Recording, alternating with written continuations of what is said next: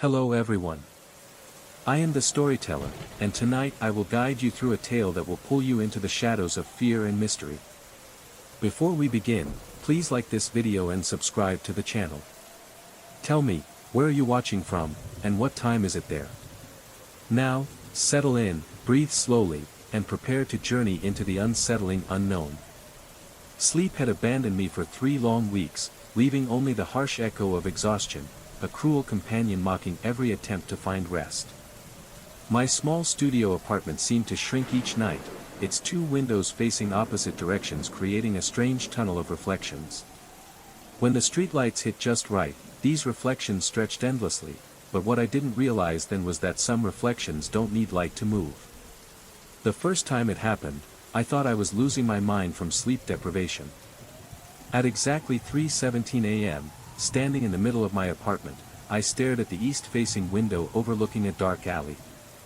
My reflection stared back, a weary man in boxer shorts and a rumpled shirt, but something was wrong. The reflection's posture was subtly off, shoulders angled differently, head tilted at an unnatural degree. Dryness clawed my throat as I raised my right hand. The reflection lifted its left hand in perfect mirror fashion.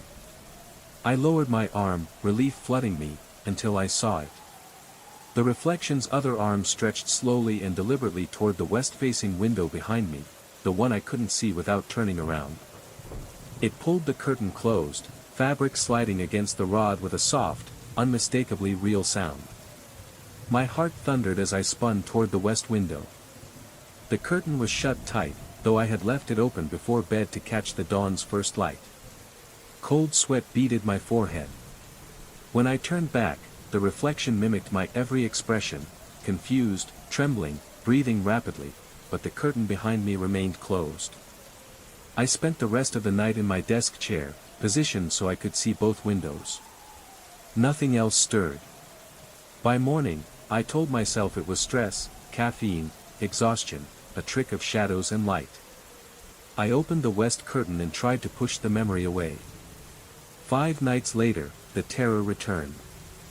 I had been cautious, setting the curtains exactly where I wanted them, east open, west 3/4 closed, and even took a photo to prove it. But at 2:43 a.m., I awoke to the scraping of furniture against hardwood. My bedside lamp glowed faintly, but my small dining table had been moved nearly 2 feet closer to the west window. 2 chairs, once tucked neatly, now sat flanking the table like silent sentinels, angled outward as if guarding something unseen. My pulse roared in my ears as I scanned the room. Front door locked, chain latched, windows secure, no signs of entry, no logical explanation. Then my gaze froze on the east window. There, sitting calmly in one of the repositioned chairs, was my reflection. Hands folded, eyes fixed on me with unnerving patience. I was tangled in my bed sheets, vulnerable, but the reflection had stepped out of the glass, settled into the room, waiting. Logic screamed, hallucination, exhaustion, poison. But my body only knew terror. Adrenaline surged as my hands shook uncontrollably, gripping the sheets like a lifeline. What came next was a nightmare I could never have prepared for. The reflection stood and slowly approached me, not with malice, but with a cold inevitability. Its eyes, dark pools void of warmth, bore into my soul. Each step echoed like a death knell, the room growing colder with every breath it took. I tried to scream, but no sound escaped. As it reached my bedside, the reflection whispered in a voice that was my own yet twisted and hollow. "You cannot escape me." Suddenly, the apartment seemed to warp. The walls stretched, shadows pooled like ink, and whispers crawled beneath the floorboards. The reflection's hand passed through my chest, ice cold, sucking the warmth from my body. Then I was falling, endlessly, through a void where echoes of past victims whispered their dread, where time folded like broken glass, and where the line between reality and nightmare shattered. Over the following nights, more horrors unfolded. Objects moved on their own, books flung off shelves, lights flickered like dying fireflies, and the air grew thick with the scent of decay. Strange figures appeared in the periphery, shadowy silhouettes with gleaming eyes that vanished whenever I tried to focus. The reflection was no longer just an image. It was a presence, an entity feeding on my fear, growing stronger with each restless night. My phone buzzed one evening, a text from an unknown number. The mirror never lies, but it does deceive. Every attempt to leave my apartment was thwarted. Doors slammed shut, windows refused to open. Even outside, I felt watched, eyes lurking in dark corners, footsteps echoing mine. I began to uncover a terrifying truth. The apartment sat on ground that once belonged to a forgotten asylum, abandoned after unspeakable acts. The spirits of those lost souls were trapped, their anguish seeping into the walls, drawn to reflections like mine, reaching through glass to claim a vessel. I was not alone. Each reflection was a gateway, a trap set by something ancient and hungry. Now, every night is a battle. Between the man I was and the reflection that seeks to consume me. Between waking life and a dark dimension bleeding into mine. Between hope and the overwhelming dread that soon, I will become nothing more than a shadow behind glass. Sweat drenched my t-shirt despite the apartment's cool air. Every muscle screamed for rest, but I forced myself upright, stepping toward the east window. With each tentative footfall, my reflection rose from the chair, mirroring my movements perfectly. By the time I stood before the glass, it too stood in eerie synchrony. Yet, around us, the furniture remained disturbingly displaced. For the next 20 minutes, I painstakingly rearranged the table and chairs, matching their positions exactly to the photo I had taken earlier. Every adjustment, every angle double-checked, until the room looked normal again. My reflection resumed its usual, passive mirroring. Yet sleep was a stranger that night, and every night thereafter. Over the next week, the incidents intensified. Books would rearrange themselves on shelves while my reflection calmly turned pages I hadn't opened. Kitchen cabinets creaked open as my reflection busied itself with preparing phantom meals. The bathroom faucet would run, while my reflection brushed teeth I hadn't touched. Each time, when I turned away from the east window, I found these changes manifest in the physical world. Yet, when I faced the window again, my reflection resumed perfect mimicry, betraying no hint of its prior autonomy. My appetite vanished. Dark shadows hollowed deeper beneath my eyes. At work, colleagues inquired, concern thick in their voices, if I was all right. I lied. Just sleep deprivation, I said. But the tired lines etched on my face told their own story. Then came the breaking point. On a desperate whim, I installed motion sensor cameras in every corner of my apartment, desperate to capture undeniable proof. The video feeds flickered on my laptop as I sat rigid on my bed. At exactly 1:33 a.m., I watched my reflection on the screen.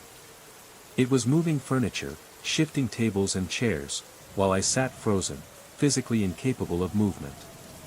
Then the unthinkable happened. The cameras showed two versions of me. One was me, the physical self, paralyzed in place.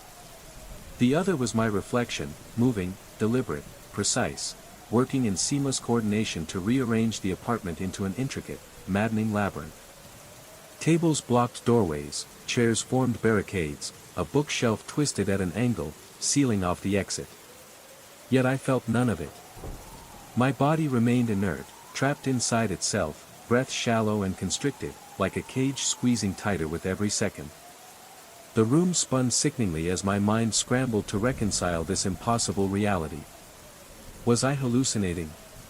Were the cameras malfunctioning? Or had my perception shattered beyond repair? I forced myself to look away from the screen, back to the east window. My reflection stood not behind the glass, but several feet away, poised in the center of the newly configured maze. It gestured slowly, deliberately, pointing to each piece of furniture, then to spots around the room. A silent, urgent demonstration. It was showing me the solution to its cruel puzzle. If I replicated these exact movements, lift this chair, slide that table, rotate the bookshelf just so, I could restore the apartment to its original state. But only if I performed them in the precise sequence it demonstrated. A cold realization settled in like frostbite. This entity, my reflection, or whatever it truly was, existed ahead of me in time. It performed actions I had not yet taken but was destined to perform. It manipulated the present by revealing my own future moves. Was it my future self? Or some malevolent force using my future as a blueprint to control my present? I sat paralyzed, terror rooted deep in my bones. What awaited at the sequence's end? What visions would it reveal next? How far into the future could it peer? The reflection repeated its silent, hypnotic lesson: move the chair here, slide the table there, angle the bookshelf thus, its motions growing frantic, desperate, as if the very fabric of time was unraveling and the deadline loomed close. The path to the front door was barricaded, blocked by the shifting furniture maze it had crafted. The reflection's gaze locked onto mine, unblinking, a silent warning or perhaps a threat. I felt the weight of something ancient pressing in, time bending, reality unraveling, and a darkness creeping in that no light could chase away. The windows were locked tight, their frames facing a sheer third-story drop. Escape was impossible. I was trapped inside this puzzle, caught between a reflection that existed not beside me, but ahead of me in time. Trapped in a temporal loop of cause and effect I could neither break nor comprehend. My breathing grew shallow and ragged, panic gnawing at my ribs. The room seemed to close in around me, the rearranged furniture rising like cold stone walls of a prison I had unknowingly constructed. Every primal instinct screamed at me to flee, but there was nowhere left to run. Then, abruptly, my reflection ceased its demonstrations and pointed, not at itself in the glass, but directly at me. The real me, frozen on the bed, trembling in helpless disbelief. It saw me. Had always seen me. From within the glass, it stepped forward, growing larger as it pressed against the boundary between us, the fragile barrier of the windowpane. Its face, my face, wore an expression I had never glimpsed in any mirror, a predator's patience entwined with something far darker, hunger, insatiable and cold. In that moment, I realized I had it all wrong. The reflection wasn't merely showing me the future. It was the future, reaching backward to reshape the past. I wasn't watching what I would do, I was watching what I had already done, from the vantage of someone yet to make those moves. Time here wasn't linear. Past and future bled into one another, mirrored infinitely between the two windows. And something had mastered those reflections, navigating them as corridors between moments. My reflection pressed its palms against the glass, leaning so close that its breath should have fogged the surface. Instead, I felt a warm breath brush my face, impossible and terrifying. "You understand now," the thought echoed inside my mind, though its lips never moved. "You've always understood. You've been moving the furniture every night, trying to recreate the pattern, trying to return to where it all began." The truth crashed into me with brutal force. The cameras hadn't lied. I had been moving the furniture, sleepwalking, or trapped in some dissociative haze beyond recall. My reflection was not separate from me, it was me, existing between waking and dreaming, between control and surrender. But this revelation brought no comfort. If that was true, then what was the thing now pressed against the window, wearing my face, staring at me with eyes devoid of any light or warmth? I rose from the bed, legs trembling yet steady. The reflection, or whatever it truly was, smiled, stepping back from the glass. It gestured once again to the puzzle it had created. Two choices lay before me: complete the sequence and discover the next fragment of this maddening enigma, or remain trapped forever inside this temporal labyrinth, lost between what I had done, what I was doing, and what I would yet do. My hands moved without will. Grasping the nearest chair, I lifted it. The reflection nodded in approval and began demonstrating the next step in the sequence. One by one, I repositioned each piece of furniture, following its cold, exact instructions. With each move, the room shifted subtly, becoming familiar not as a new creation but as a restoration of something once known. The pattern existed somewhere deep in my muscle memory, etched invisibly into my body, though my mind had no memory of learning it. Finally, I placed the small end table beside the west window.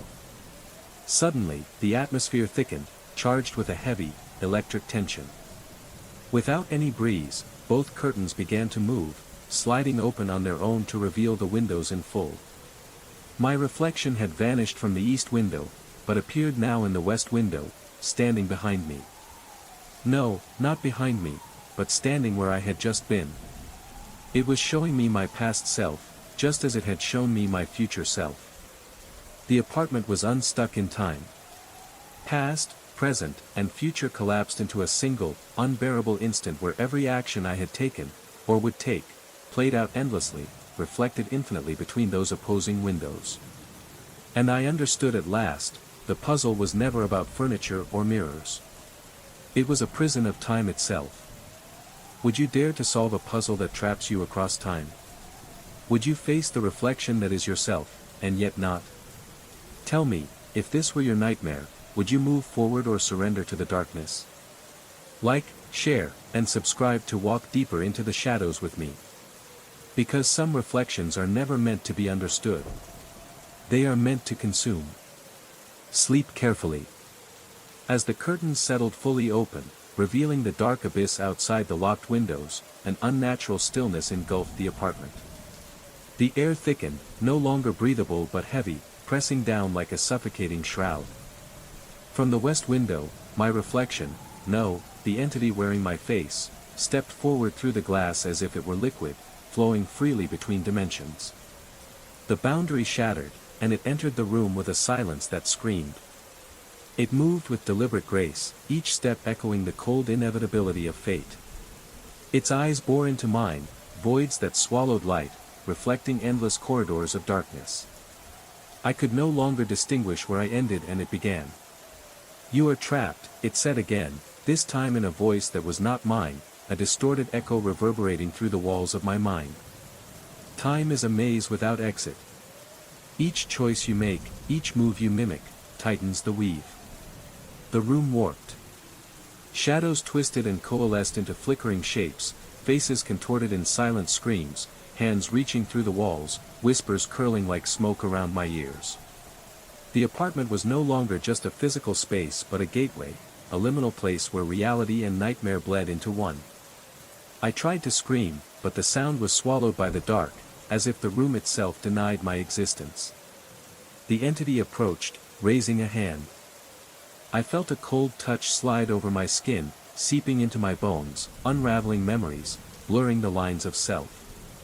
Images flooded my mind, fractured glimpses of futures unmade and pasts erased.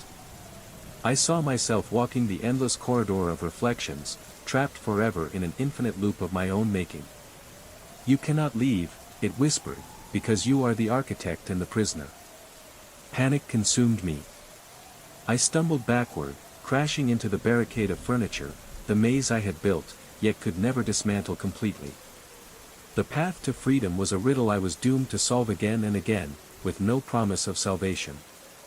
Then, a flicker of defiance ignited inside. If this was a prison of time, perhaps the key lay not in obedience, but in breaking the cycle. Summoning what little strength I had left, I tore my gaze away from the entity and focused on the east window, the opposite mirror of this cursed prison. I realized then that if one reflection could reach through time to trap me, maybe the other held a chance for escape. But to reach it, I would have to step through the glass, into the unknown. The surface shimmered, rippling like disturbed water. With a trembling breath, I reached out. The moment my fingers touched the cold pane, the world shattered.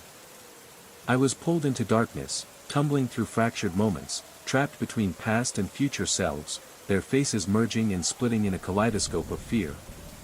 And as I fell deeper, the last thought before the void swallowed me was clear. Some reflections are doors. Some are walls. And some are the shadows of ourselves we dare not face. Story 1, Temporal Prison's Resignation. By moving the furniture in the exact sequence, I had unknowingly forged a temporal resonance, a fragile bridge, between the two windows. Past and future now aligned perfectly, converging at the room's core where I existed suspended. My reflections, infinite and myriad, turned their gazes upon me with chilling satisfaction. They had been waiting for this moment, the instant I would understand my role in the eternal pattern. I was both solver and puzzle, observer and observed, past self-learning, future self-teaching. Stepping into the precise center of the room, equidistant from both windows, I finally saw myself clearly, endless reflections stretching out in both directions, each subtly distinct, each a moment in the endless loop I had woven. Terror transformed, melting into a strange, resigned clarity. I was trapped, yes, but also free. Free to exist simultaneously across all moments, liberated from the cruel linear march of time. My reflection smiled, a slow, knowing smile, and began once more to rearrange the furniture. Preparing, patiently, for the next occupant who would enter, stand between these windows, and wonder why their reflection never quite matched. The pattern would continue, endlessly. It had to. Someone must teach the sequence. Story 2, The Breathing Bridge. The marble beneath my feet felt wrong, too warm for November, too alive for stone that had endured a century of silent watch. I should have turned back the moment I set foot on Evangeline Bridge. Should have heeded the gnawing unease that twisted my gut like barbed wire. But 3 shots of whiskey and the sting of a broken engagement had dulled reason, leaving me stumbling into the night, believing the walk home simple, familiar. The bridge stretched ahead, a pale throat swallowed in darkness. Its Gothic arches devoured the amber streetlights, swallowing their glow like secrets. I had crossed this bridge thousands of times before, but never at this hour. Never when fog rolled in thick from the harbor, muting the world. My footsteps sounded different tonight, not the crisp click of leather on stone, but soft and intimate, like a sigh. Each step breathed out a feminine exhale, curling around my ankles like cold fingers. I froze, heart hammering. The sigh lingered, mournful, wrapping the air in melancholy. I lifted my foot, silence. I set it down, another breath, faint, a whispered lament. Logic scrambled for answers, wind weaving through arches, fog playing tricks, whiskey distorting perception, but every nerve screamed, something was deeply, fundamentally wrong. I pulled out my phone, desperate for its glow, but the screen remained black despite frantic presses. The battery had been 60% when I left Murphy's bar. Now, dead. Even my vintage mechanical watch had stopped, frozen at 11:47. Behind me, the city began to fade, not the gentle decay of distance, but an abrupt silence, as if an unseen hand turned down the world's volume. The constant hum of traffic vanished, the distant subway's pulse disappeared, the white noise of urban life swallowed whole. Only my ragged breathing remained. Beneath me, the marble pulsed faintly, drinking the city's voice, a silent predator consuming sound itself. With each step, breaths came, not mine alone. They came with every footfall, each sigh a shade different. Some shallow and quick, like a woman startled from slumber. Others deep, drawn out, laden with exhaustion and grief. The most unsettling were the faintest, barely there, final breaths slipping from unseen lips. My pace slowed, unwilled, the bridge no longer a path but a threshold. A liminal space where the living and the lost whispered on the wind. Each step demanded deliberate thought, as if the bridge itself was teaching me a rhythm I had never learned, an ancient cadence buried deep beneath the noise of my life. When I tried to quicken my pace, to reclaim the confident stride that had carried me over this span 1,000 times before, something held me back. Not a physical barrier, no grasping hand, no tangible force, just a growing wrongness, a tightening pressure in my chest like the charged silence before a thunderclap. The fog thickened, swallowing the world around me. The ornate lampposts lining the walkway, usually glowing with steady amber light, flickered dimly, their beams barely piercing the gray shroud. I could no longer see the far end of the bridge or the city behind me. The world had shrunk into this narrow sphere of marble and mist, punctuated only by the sighs rising from the stone beneath my feet. That's when I noticed the cracks. At first, hairline fractures spiderwebbed out from where my feet touched the marble. They appeared and vanished so quickly I thought my eyes betrayed me. But as I focused, the pattern became undeniable. Every sigh that did not align with my step, every attempt I made to break the rhythm the bridge demanded, summoned tiny fissures crawling across the stone's surface. My throat dried, rough as sandpaper. Sweat beaded despite the November chill. My hands trembled. The engineer in me catalogued the impossibility. Marble doesn't crack from footsteps, doesn't respond to the cadence of human movement. But the primal, reptilian part of my brain, the part that kept ancestors alive through eons of darkness and danger, screamed one word. Obey. Reluctantly, I began to match the rhythm. Step, sigh. Step, sigh. The cadence was hypnotic, almost musical. My heartbeat slowed, falling into sync with the pulse beneath my feet. My breathing steadied, measured and shallow. The fog seemed to approve, parting slightly to reveal more of the bridge ahead. But approval brought no comfort. Only the sinking certainty that I no longer controlled my own body. As I walked, memories surfaced in shards and whispers, stories long ignored. Evangeline Bridge was built in 1887, funded by Harrison Blackwood, a wealthy industrialist who lost his daughter tragically. She had been 19 when she leapt from the old wooden bridge once standing in this very spot. Some said grief had driven her. Others whispered of scandal, a hidden pregnancy, a lover's betrayal, a father's wrath. Blackwood's new marble bridge, quarried from Vermont's pure white stone, was meant to gleam like hope amid darkness. But hope had never dwelled here. Something hungry lurked beneath the polished surface, a silent watcher patient and cold, observing every soul who dared cross. The sighs grew more frequent, overlapping, weaving into a spectral choir. Some whispers were barely audible, others so deep they vibrated through my shoes into my bones. Horror crystallized as I realized they weren't random. They were communicating. Forming patterns that almost shaped words. My name. Between the overlapping breaths, I sensed syllables I'd known since childhood, not clear, but maddeningly close, like a word on the tip of my tongue. The bridge knew me. Impossible. I had never shared my reasons for walking this path tonight.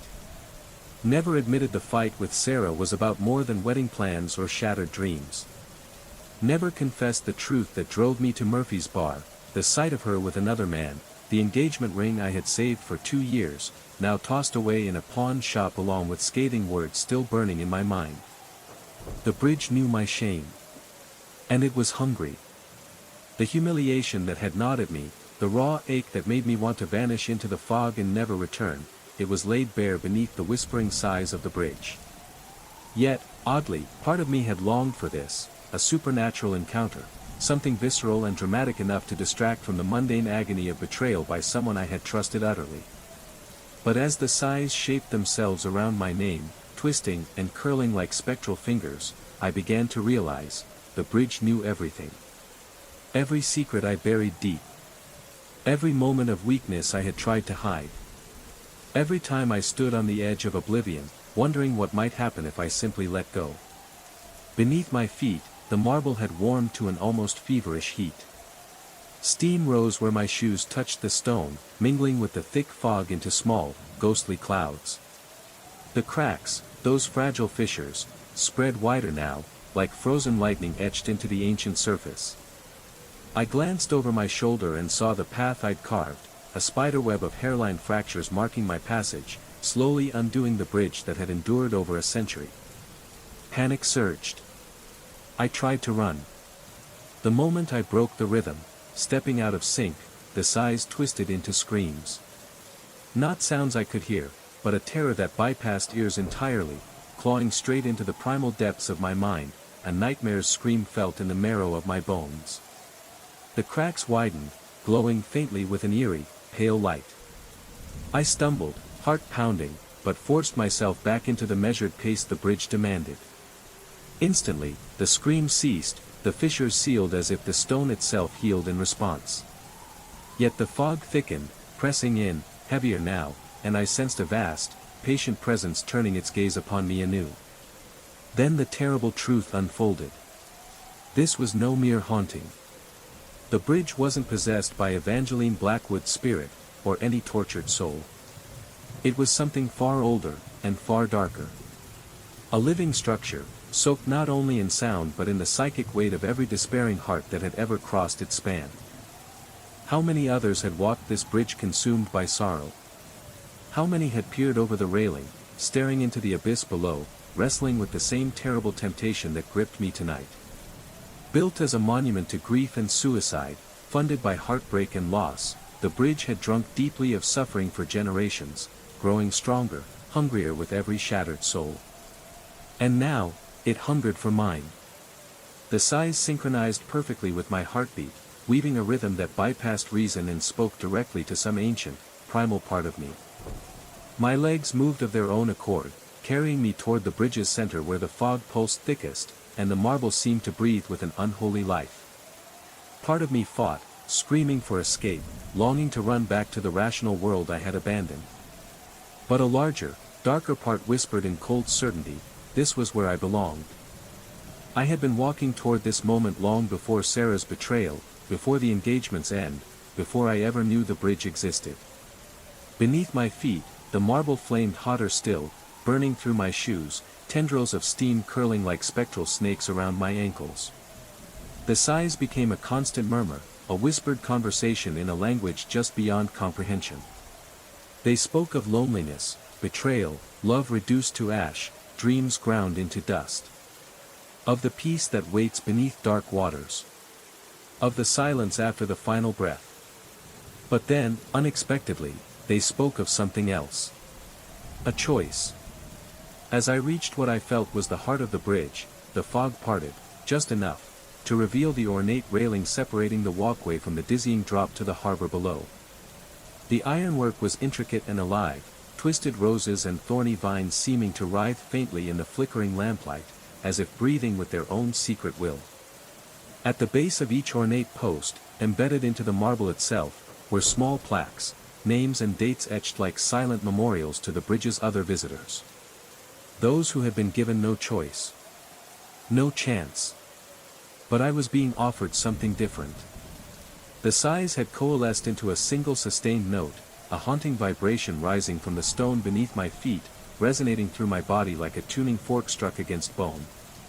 It was a summons, an invitation, a door that would remain open only for a few more heartbeats. I could feel the bridge's hunger, a desperate craving for psychic nourishment that came only from complete surrender. Yet beneath that hunger was an ancient patience. A knowing, a willingness to wait for the perfect moment, the confluence of despair and decision that would make the choice feel inevitable rather than forced. Beneath me, the marble glowed softly. Veins of light spread outward from where I stood, like a circulatory system forged of fire. The heat was intense now, my shoes began to smoke, the leather scorching against the rising blaze.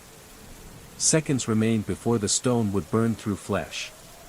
And then, something shifted inside me. Was it the engineer's mind asserting itself? Calculating impossibilities, refusing to accept the surreal as real? Or stubborn pride, the same grit that had carried me through Sarah's betrayal, and would carry me through whatever came next? Or simply the raw, unyielding human instinct to survive, to keep breathing, to keep moving forward when surrender seemed the only option? I took a step backward. The bridge screamed, not a silent, mind-wrenching scream, but an actual sound, a keening whale's lament, echoing from every surface at once. The marble cracked beneath my feet, deep fissures splitting open like fresh wounds. The fog boiled, swirling violently around me. The sighs exploded into a cacophony of voices, languages unknown but somehow understood. They spoke of betrayal, broken promises, shattered trust, and love poison. They spoke to every wound Sarah had inflicted.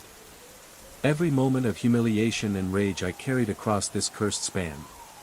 But I took another step backward. The temperature dropped.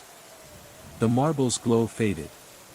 The voices dimmed, retreating as if pulled away by some cosmic tide. With each step, the bridge's grip weakened. Finally, the fog thinned. The city's familiar sound seeped back, traffic, distant laughter, the pulse of life. Reaching the bridge's entrance, I turned for one last look. The fog had mostly lifted, revealing the Gothic arches and ornate stonework, still majestic, still photographed by millions. The far end of the span lay perfectly normal, unmarred. No cracks, no glow. No sign of the supernatural. Yet, as I walked back toward the bright lights and human noise of Harbor Street, the sighs lingered, faint whispers woven into the city's ambient hum. A hidden melody waiting for the next broken heart. The next desperate soul crossing the bridge when the fog rolls in from the harbor. I never walked Evangeline Bridge again. But sometimes, late at night, when the wind blows just right, I hear those sighs. They remind me, some structures do more than span distances. They connect us to the darkest parts of ourselves. The places where despair feeds, grows, and waits patient in the shadows. The bridge remains, still beautiful, still carrying thousands safely across the harbor. But I know what waits beneath its marble surface. What lingers in the fog. What dwells in the silence between heartbeats. And I know, someday, when the weight of the world becomes too much to bear, someone else will find themselves walking across that span at the wrong hour, drawn by a rhythm they don't understand, toward a choice they never expected to face. The bridge is patient. It can wait. After all, it has all the time in the world. Story 3, The Impossible Rain. The first thing you notice about the impossible rain is how silent it is. That night, I had climbed to the highest peak of Valparaiso's ancient hills, chasing a minor atmospheric anomaly reported on the weather channels. As a meteorologist, I'd seen my share of freak storms, but nothing prepared me for the nightmare that unfolded at exactly 11:47 p.m. Clouds gathered with unnatural precision, forming geometric patterns that hurt to look at directly. Lightning flickered without thunder, casting the colonial houses below into a stuttering silver light. Then, the rain began. But it was no ordinary rain. The first drop landed on my outstretched palm with a crystalline tink, not the soft patter of water, but the sharp kiss of breaking glass. I jerked my hand back, expecting blood. Instead, I found a tiny shard no larger than a pinhead. Perfectly clear, impossibly sharp. Inside its faceted surface, something moved. My own face stared back, not a simple reflection, but my face in motion. Eyes blinking in rapid, deliberate patterns.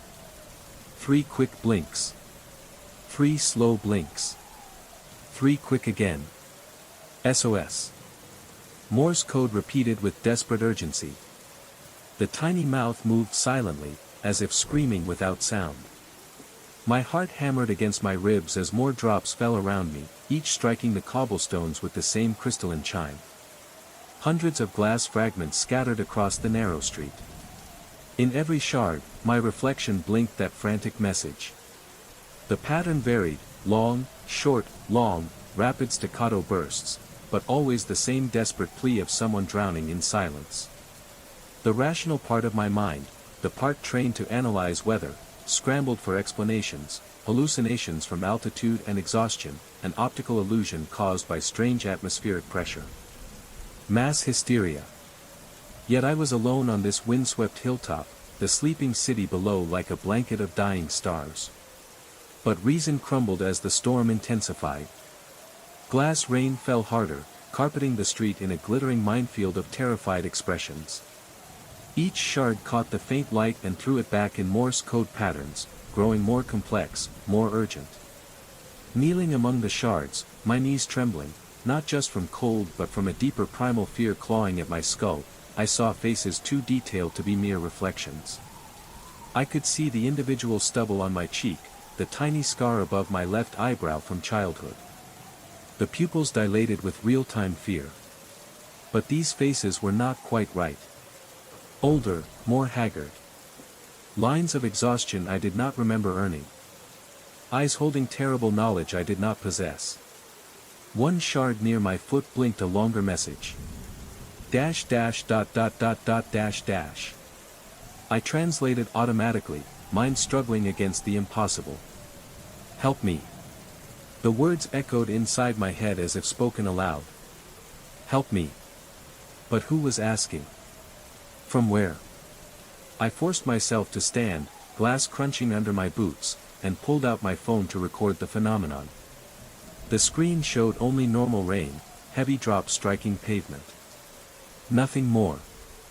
The camera saw what the world expected. My eyes registered the horrifying truth. Thousands of tiny mirrors begging for salvation in a language of light and shadow. Breath came in short, sharp gasps, misting in the cold air. Sweat traced icy trails down my spine despite the chill. The scientific explanations that usually anchored me seemed hollow, fragile in the face of this supernatural storm. The wind howled around me, carrying the ghostly murmurs of the shattered reflections. Each raindrop, each crystal shard, seemed to pulse with a life of its own, vibrating in a pattern that echoed the frantic beating of my heart. I wanted to run, to escape the spectral choir of my own fractured visage, but my feet were rooted to the cobblestones, caught in the storm's hypnotic rhythm. As I looked closer, I noticed that some shards were moving, slowly swirling in the air like tiny dancers caught in an invisible ballet. They twirled and spun, reflecting the city's distant lights with kaleidoscopic distortions, until they converged in front of me, forming a shimmering, translucent mosaic. Within the mosaic, images flickered, visions not of the present, but of moments I had never lived. Faces of strangers, places I'd never seen, memories I couldn't explain. Then, a face emerged clearly, a woman with eyes like storm clouds, her lips trembling as she mouthed words I could not hear, yet felt deep in my soul. Suddenly, the shards shattered inward, raining down like shards of forgotten time, embedding themselves in the cobbles beneath my boots. A cold voice whispered in my mind, soft, urgent, pleading. Help me. Find the truth. Break the cycle. A shiver coursed through me. Who was she? What truth had I stumbled upon? I fumbled for my phone again, but the screen remained black. Then, the city below flickered and blurred, the sleeping lights dimming and flickering like a dying heartbeat. The storm's silence grew oppressive, pressing into my ears and filling my mind with a deafening void. A sudden crack of thunder shattered the stillness, but no lightning followed. Instead, the mosaic reformed, this time into a doorway, a shimmering portal hovering just above the ground. The woman's eyes locked with mine. This is your path. Fear and curiosity warred within me.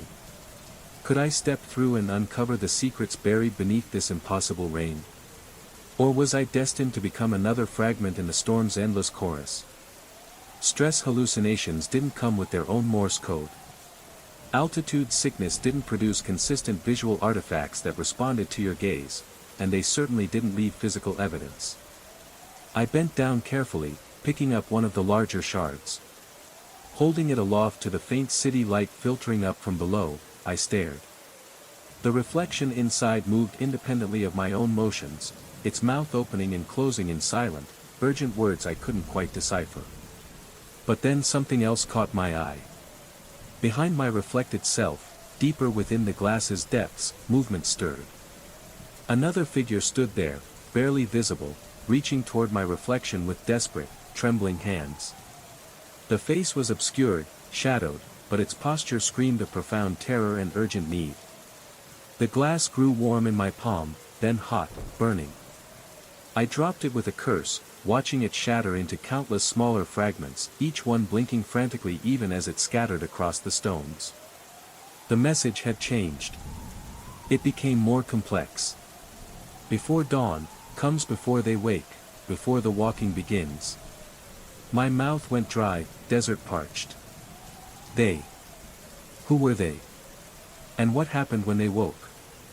Below, the city slept peacefully, windows dark, streets silent except for the occasional prowling cat or distant taxi. But the urgency in those glass fragments told a different story. Time was running out. The storm intensified, and now the glass rain fell like a curtain of tiny blades. Each shard that struck my jacket or clattered around my feet carried its own desperate plea. Hurry. Find us. The door is closing. Words formed in Morse code, building sentences. Sentences forming a story I wasn't sure I wanted to understand. Desperately, I began mapping the patterns in my phone's notes app. The fragments seemed to respond to my attention, their signals sharpened as I focused. Slowly, a larger picture emerged from the chaos. There was another Valparaiso, a shadow city existing between reflections. A place where people became trapped if they looked too deeply into mirrors during certain atmospheric anomalies.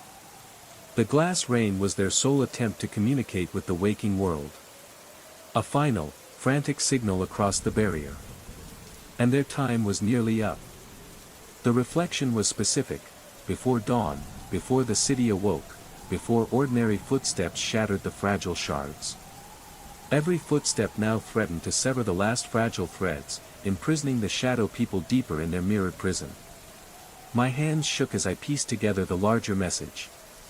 The individual fragments encoded coordinates, locations scattered throughout the city's sprawling hillsides. Places where the veil was thinnest. Points where the trapped might cross back, if only someone from this side could act. But it demanded precise timing and exact positioning. And there were dozens. The largest shard, lying near a flickering lamppost, revealed more than just my reflection.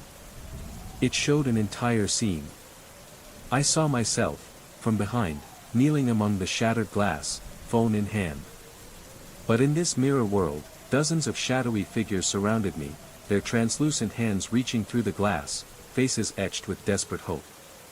One figure stepped closer, and with a shock that nearly stopped my heart, I recognized him. My father. He had died 3 years ago.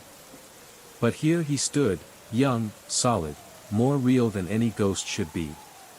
His lips moved urgently, though silent.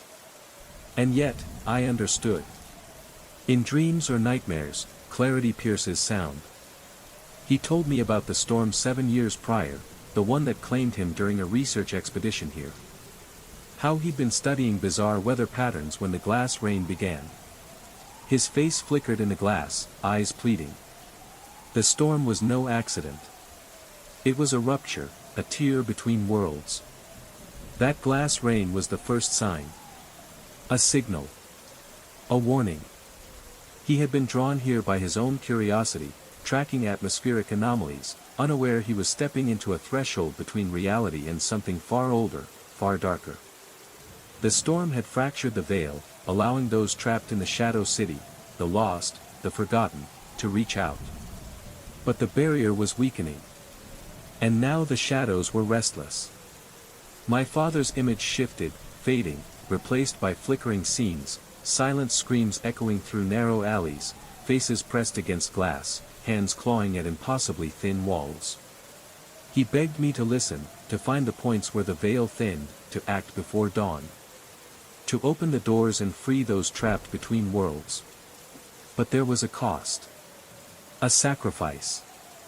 To cross the barrier was to invite the storm inside, to risk becoming one of the lost. I shivered, the cold air biting deeper. The shards beneath my feet blinked faster, Morse code accelerating into a frantic crescendo. The city's lights flickered. The fog thickened. The storm was rising. I could no longer deny the truth. This was not merely a weather anomaly. It was a supernatural siege. A race against time. And I was caught in the eye of the impossible rain. He had become trapped in the reflection realm, along with others who'd made the same fatal mistake, looking too deeply during the convergence. These shadow figures weren't ghosts. They were displaced souls, caught between time and space, suspended in moments when the barrier between realities grew perilously thin. The storms were rare, perhaps once every decade, and this storm, the glass rain, was their only chance to reach out to the living. But my father's message came with a dire warning. To free them, someone on this side must take their place. Balance was required. For every soul that escaped, another must enter. The choice was mine, but it had to be made before dawn. Before the glass rain ceased, and the portal closed for another decade. My breath hitched as the weight of that decision settled on my shoulders. Around me, the glass rain intensified. Each fragment now displayed different scenes from the shadow city, visions of my father working alongside other trapped souls, striving to maintain order in that fractured existence. Children lost during previous storms, frozen in time, forever young. Lovers separated by the veil. Scientists, explorers, ordinary people caught in the wrong place at the wrong time. All relying on a choice I was unprepared to make. Below, the city began to stir. Early commuters emerged unaware that their footsteps would soon shatter this fragile telegraph system, severing the last threads of communication. I glanced at my watch, 5:23 a.m. Dawn was less than an hour away. The largest shard pulsed with renewed urgency. My father's face appeared once more, lips mouthing words that would haunt me endlessly. "Save them, son. Save us all." The glass rain rose to a crescendo. Each fragment sang a crystalline song of desperation and hope.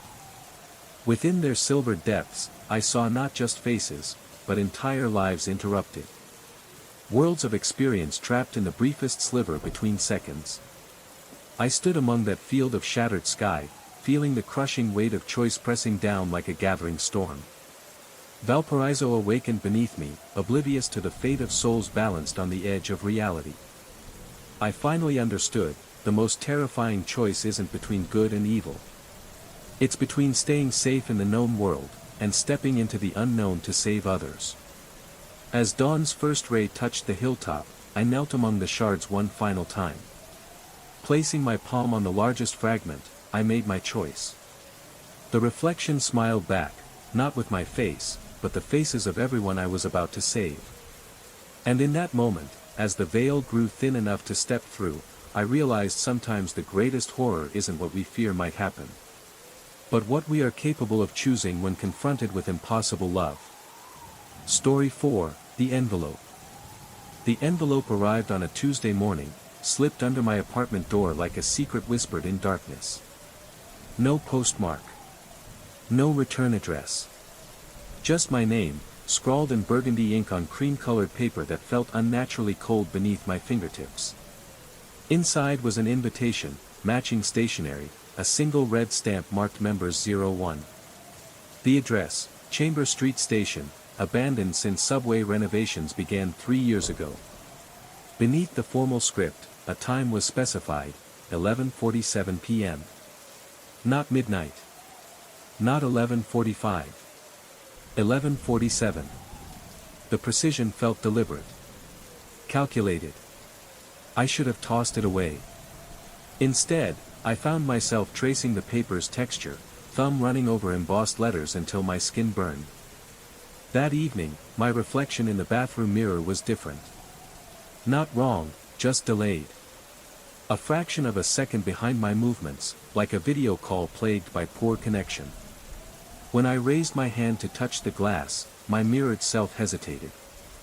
The moment our palms should have met, separated only by the cold glass, I felt an unexpected warmth emanate from within the mirror itself, as if something alive was breathing just beyond the surface. Sleep came fitfully that night, haunted by discordant piano melodies echoing from inside my chest. Each note vibrated against my ribs like trapped birds struggling to escape. At exactly 2:17 a.m., I awoke to my heart hammering so violently that its pulse flickered in my peripheral vision. The invitation lay on my nightstand, though I distinctly remembered leaving it on the kitchen counter. The following day dragged with unnatural sluggishness. Every clock I encountered ticked out of sync, creating a polyrhythmic symphony that matched the erratic cadence of my heart. Colleagues at the office commented on my pale skin, bloodshot eyes, and trembling hands I couldn't steady. When asked about weekend plans, my lips betrayed me. I spoke of the invitation before I could stop the words. Concern flickered in their eyes, but their voices sounded distant, muffled, as if underwater. By Thursday, the compulsion to visit the station grew unbearable. Research revealed Chamber Street Station hadn't been closed for renovations as claimed. Instead, it shut after a series of strange, unexplained incidents. Maintenance workers reported bizarre acoustic phenomena, passengers complained of being watched while waiting for trains. An article mentioned mirrors installed along the tunnels as part of an experimental lighting system designed to amplify daylight. They were removed after repeated complaints of disorientation and hallucinations. Saturday evening found me standing before the sealed entrance to Chamber Street Station. My breath formed small clouds in the unseasonably cold air. The metal grating that should have blocked access stood slightly ajar, though city records insisted it had been welded shut months ago. The gap was just wide enough to squeeze through. The edges were unnervingly smooth, worn by repeated passage. My phone's flashlight pierced the darkness as I descended the crumbling stairs. Each step drew me deeper into the station's heavy, stale air, thick with rust and something else, a faintly sweet, organic scent, like wilted flowers left in stagnant water. The tile walls bore water stains that formed patterns resembling sheet music, dark notes against yellowed ceramic.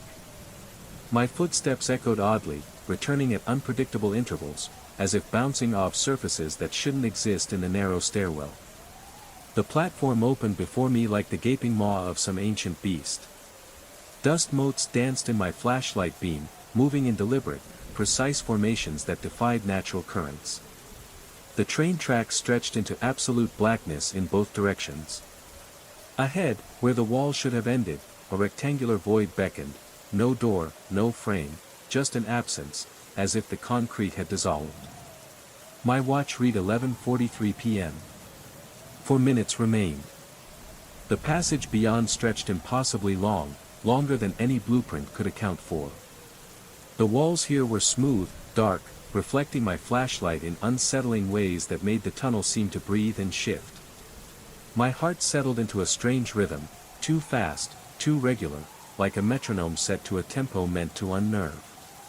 At exactly 11:47, I reached the passage's end. The room before me defied architectural logic, circular and vast, its domed ceiling lost in shadows my flashlight couldn't penetrate. But it wasn't the impossible size that stole my breath. It was the mirrors. They covered every inch of the curved walls, creating infinite regressions of reflection that made my eyes water from the dizzying depth. Each mirror was unique, some tall and narrow, others wide and warped, a few perfectly circular like portholes into other dimensions. In the room's center sat a grand piano, its black surface so perfectly polished it seemed to absorb light rather than reflecting. I stepped closer to the grand piano, its surface smooth and cold under my fingertips. The polished blackness seemed to drink in the beam of my flashlight, swallowing it whole, leaving only darkness where light should have danced. As I reached out to touch a key, a sudden note rang out, clear, pure, and haunting. It wasn't my touch that had played it. The sound resonated through the vast chamber, vibrating in the very air and sending shivers down my spine. The room seemed to pulse with the music, the mirrors reflecting the sound waves in fractal patterns that distorted reality itself. Then, shadows began to move within the reflections, figures flickering just beyond the surface, their shapes shifting and twisting like smoke caught in a draft.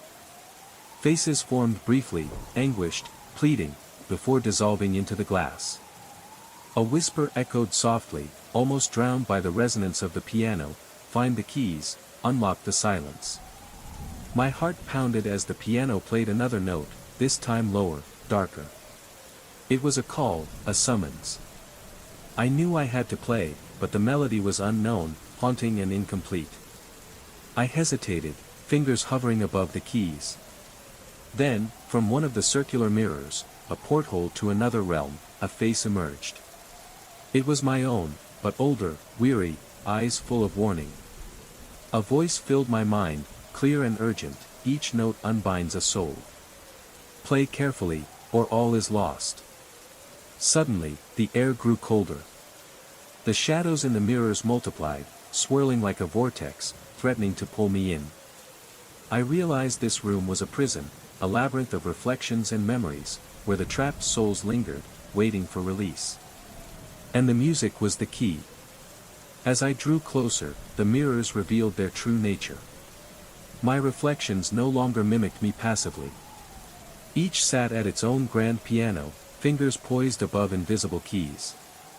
The music began softly, a single, haunting note not from the piano before me, but seeming to resonate from within my chest. My pulse quickened, syncing with the rhythm. With growing horror, I realized my reflections were playing my heartbeat. Each mirror showed a different version of myself, fingers dancing across unseen keys, conducting the symphony of my cardiovascular system. At first, the melody was beautiful, a gentle waltz that made my heart flutter with a fleeting joy. But the tempo soon accelerated. My pulse raced, sweat beading on my forehead despite the room's chill. The reflections played faster, their fingers blurring into frantic motion. My heart struggled to keep pace. I tried to look away but was drawn irresistibly back. Each reflected self wore a different expression. Some grinned with manic intensity. Others wept as they played. A few stared directly at me with eyes that held unfamiliar depths, dark, ancient, and unreadable. The music grew complex, layering harmonies impossible for a single piano. Yet each reflection contributed its own melodic line to the chaotic composition. My chest tightened painfully. The waltz transformed into a frantic, desperate dirge.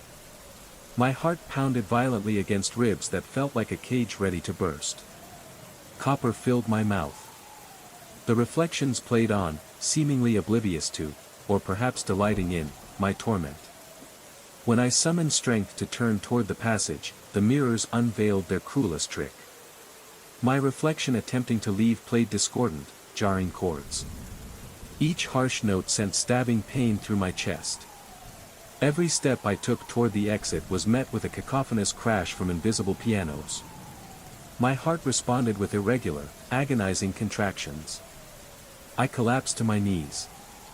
The room filled with the sound of my gasping breaths, magnified and warped by curved walls into a wild symphony. My reflections ceased harmonious play, hammering out violent, chaotic music that made my pulse stutter and skip. Sweat streamed down my face, vision narrowing into a tunnel of darkness. Then, amidst panic, I noticed one crucial detail. A small rectangular mirror, positioned at eye level near the passage entrance, showed not my reflection, but the true room. Empty. Silent. The piano was there, covered in dust, its bench overturned. No other mirrors lined the walls. Only bare concrete marked by water stains, the same I'd seen in the stairwell. The truth hit me like an icy plunge. There was only one true mirror. Everything else, illusion, hallucination, or something far worse. I forced my gaze to remain fixed on that single honest reflection as I staggered toward the exit. The discordant music persisted, my chest still ablaze. But with each step, focused on that clear image, the pain eased. My heartbeat slowed, settling into its natural rhythm. The passage back seemed to shorten, though my legs trembled with each step. Reaching the platform, my pulse was steady again. But my clothes clung to me, soaked with sweat. My hands trembled uncontrollably. The invitation in my left hand had changed. The red stamp now read, Members 1-1. I climbed the stairs on unsteady legs, squeezed through the gap in the metal grating, and emerged into the night air. Never had it tasted so sweet. My phone buzzed incessantly, dozens of missed calls and messages from friends and family. All time-stamped during the hour I'd been underground. They'd tried reaching me about a news report, a story of a man found wandering near Chamber Street Station. Claiming he'd escaped an underground club where mirrors forced him to play piano with his heartbeat. The article was 3 days old. I dropped the invitation into the nearest trash bin and walked home through streets that seemed too bright, too real. Days passed, but the shadows of that night clung to me like a second skin. The city bustled around me, vibrant and alive, yet I felt estranged, haunted by melodies only I could hear, and reflections that danced just beyond perception. The invitation's meaning gnawed at my thoughts. Members 1-1, a cryptic mark hinting at a secret society, an underground world entwined with mirrors and music, where reality bent and souls teetered on the edge. One evening, unable to resist, I returned to the edge of Chamber Street Station, the air thick with anticipation and dread. The metal gate was now firmly sealed, the gap vanished. But as I stood there, a faint echo reached my ears, a single piano note, distant yet unmistakable. Drawn by that spectral sound, I traced the underground tunnels, navigating by memory and instinct. The walls whispered, the air shimmered with unseen presence. Then, in a hidden alcove, I found it, a weathered leather-bound book resting on a cracked pedestal. Its pages were filled with cryptic scores and fragmented notes, annotations penned in a hurried hand. The final entry chilled me. To those who hear the impossible rain and see the fractured reflections, the choice is yours. Play the music, or be played. A cold breath brushed past me, and the room seemed to hold its breath. I knew the journey had only begun. But even now, weeks later, I avoid mirrors whenever I can. Not out of fear of what I might see, but because sometimes, just sometimes, I catch fleeting glimpses of fingers moving across invisible keys, and I feel my heart skip a beat in response. The club found me once. And I fear it's still searching for its second member. Story 5, The Cold Brass Key. The brass key felt unnaturally cold between my fingers. Its weight was wrong, too heavy for its size, as if it contained more than mere metal. Professor Hartwell pressed it into my palm with trembling hands, his eyes avoiding mine as he muttered warnings about restricted access and the fragile nature of the older collections. The hallway leading to the east wing stretched before me like a throat waiting to swallow. When I received the acceptance letter for the exchange program at Blackmore University 6 months ago, it had seemed like a dream, a chance to access ancient manuscripts and texts held nowhere else in the world.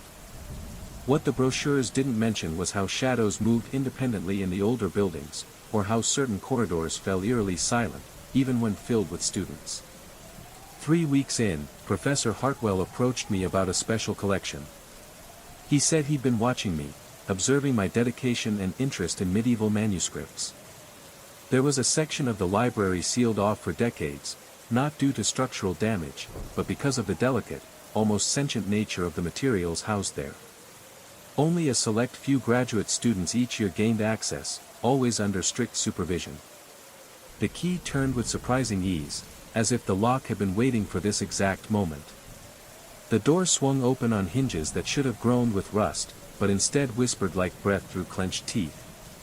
Cool air rushed past me, carrying scents I couldn't place, old parchment, turned earth, and a sweetness that made my stomach tighten. My footsteps echoed strangely as I crossed the threshold, each sound multiplying and stretching until it became something unrecognizable. The lighting was inadequate, casting pools of amber that left vast shadows between towering shelves. I fumbled for the light switch Professor Hartwell had described, my fingers found only cold, smooth stone. The shelves rose beyond the faint overhead light, packed with volumes whose spines bore titles in unfamiliar languages. Some were written in scripts that hurt to look at directly, characters that seemed to shift and writhe in my peripheral vision. The air pressed against my skin, thick and tactile. Approaching the first shelf with reverence, I traced the leather binding of a volume that felt almost organic beneath my fingertips. I opened it carefully, expecting fragile, yellowed pages. Instead, the book crumbled instantly to ash at the touch of air. My heart hammered as centuries of knowledge dissolved into fine gray powder, drifting to the floor in spirals. I stepped back, breathing sharp and shallow, certain I'd triggered a catastrophic preservation failure. But the next volume suffered the same fate. Page after page turned to ash the moment I touched them. Philosophical treatises, historical chronicles, poetry collections, all reduced to dust. Sweat beaded on my forehead despite the cool air. The rational part of my mind sought explanations, chemical degradation, environmental damage. But the ash began to settle into patterns. Curves and lines emerged on the floor, shapes that whispered familiarity. I crouched low, watching the ash swirl on the cold stone floor. The patterns weren't random, they traced delicate arcs and spirals that seemed to pulse with a life of their own. Slowly, almost imperceptibly, the gray dust began to shift, forming symbols that flickered in and out of focus like half-remembered dreams. My breath hitched as one shape coalesced into something unmistakable, a sigil etched in smoke and shadow, ancient and forbidding. It shimmered faintly in the dim light, radiating a coldness that seeped into my bones. Suddenly, a whisper curled through the stacks, barely audible but unmistakably real. Do not read. Do not awaken.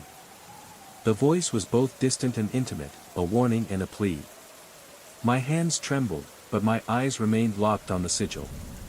Pages rustled behind me, though the shelves were empty. The air thickened, pressing against my skin like a living thing.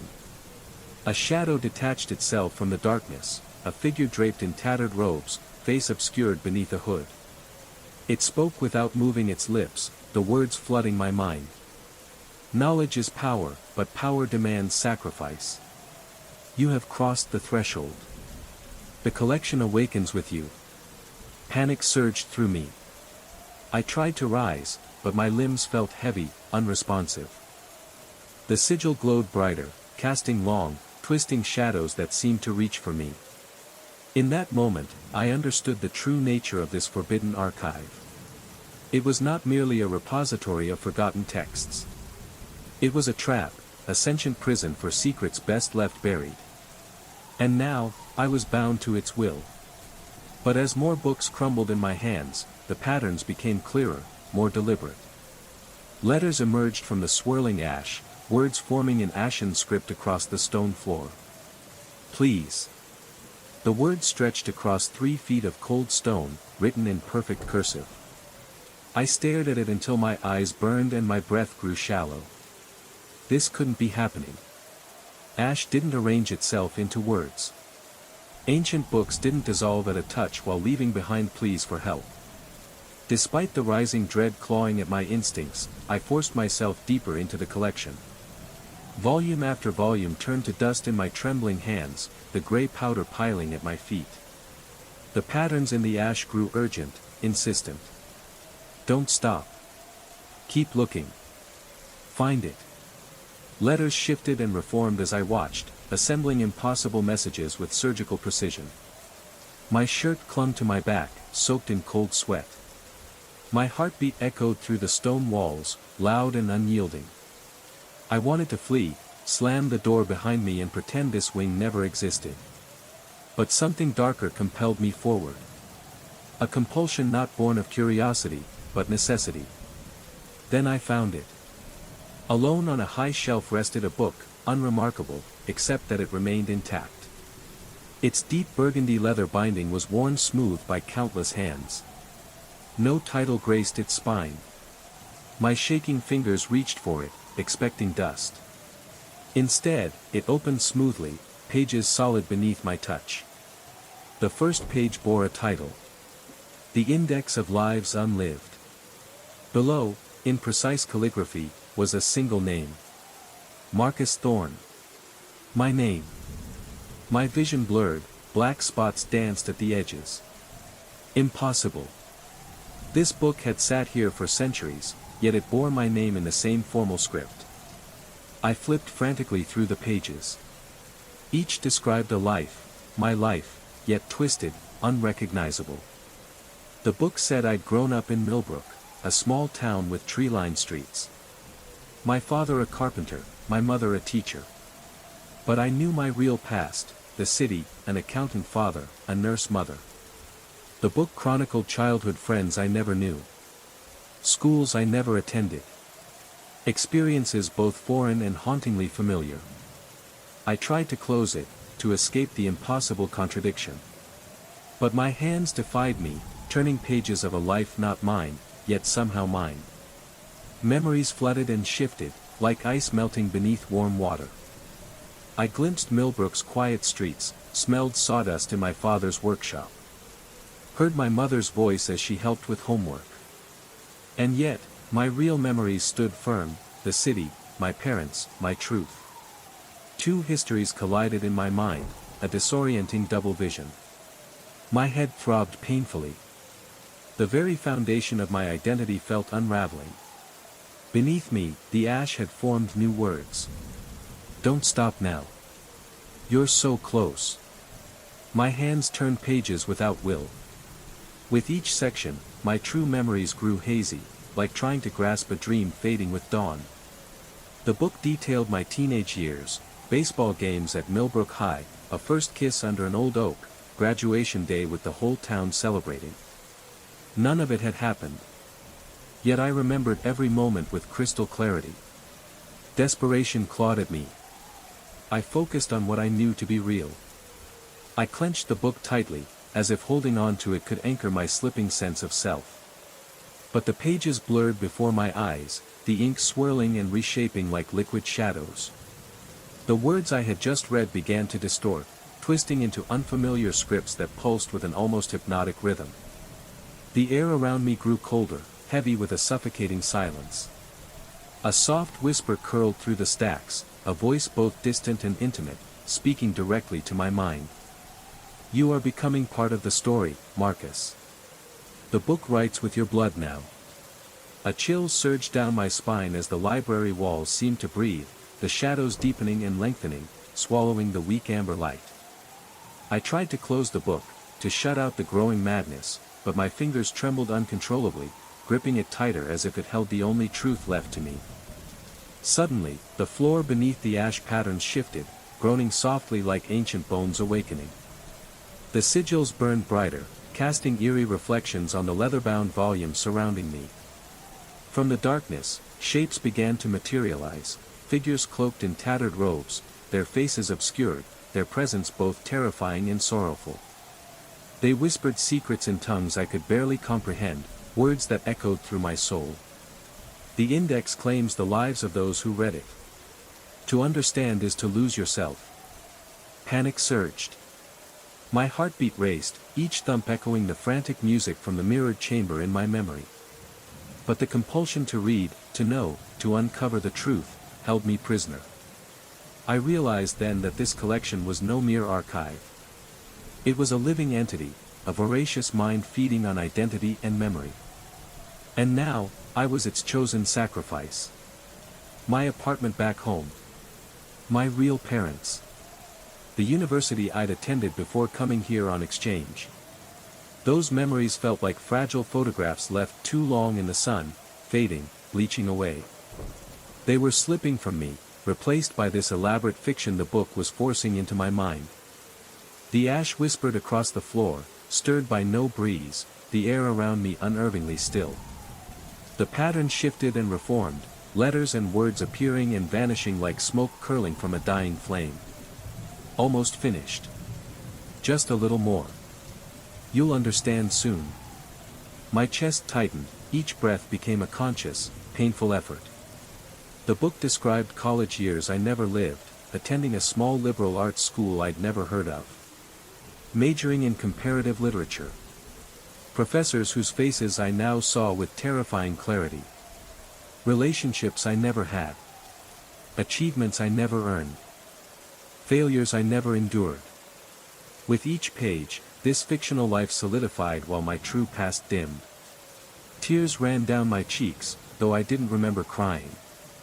The book was nearly 2/3 complete. I understood with growing horror that once I reached the final page, my original memories would vanish.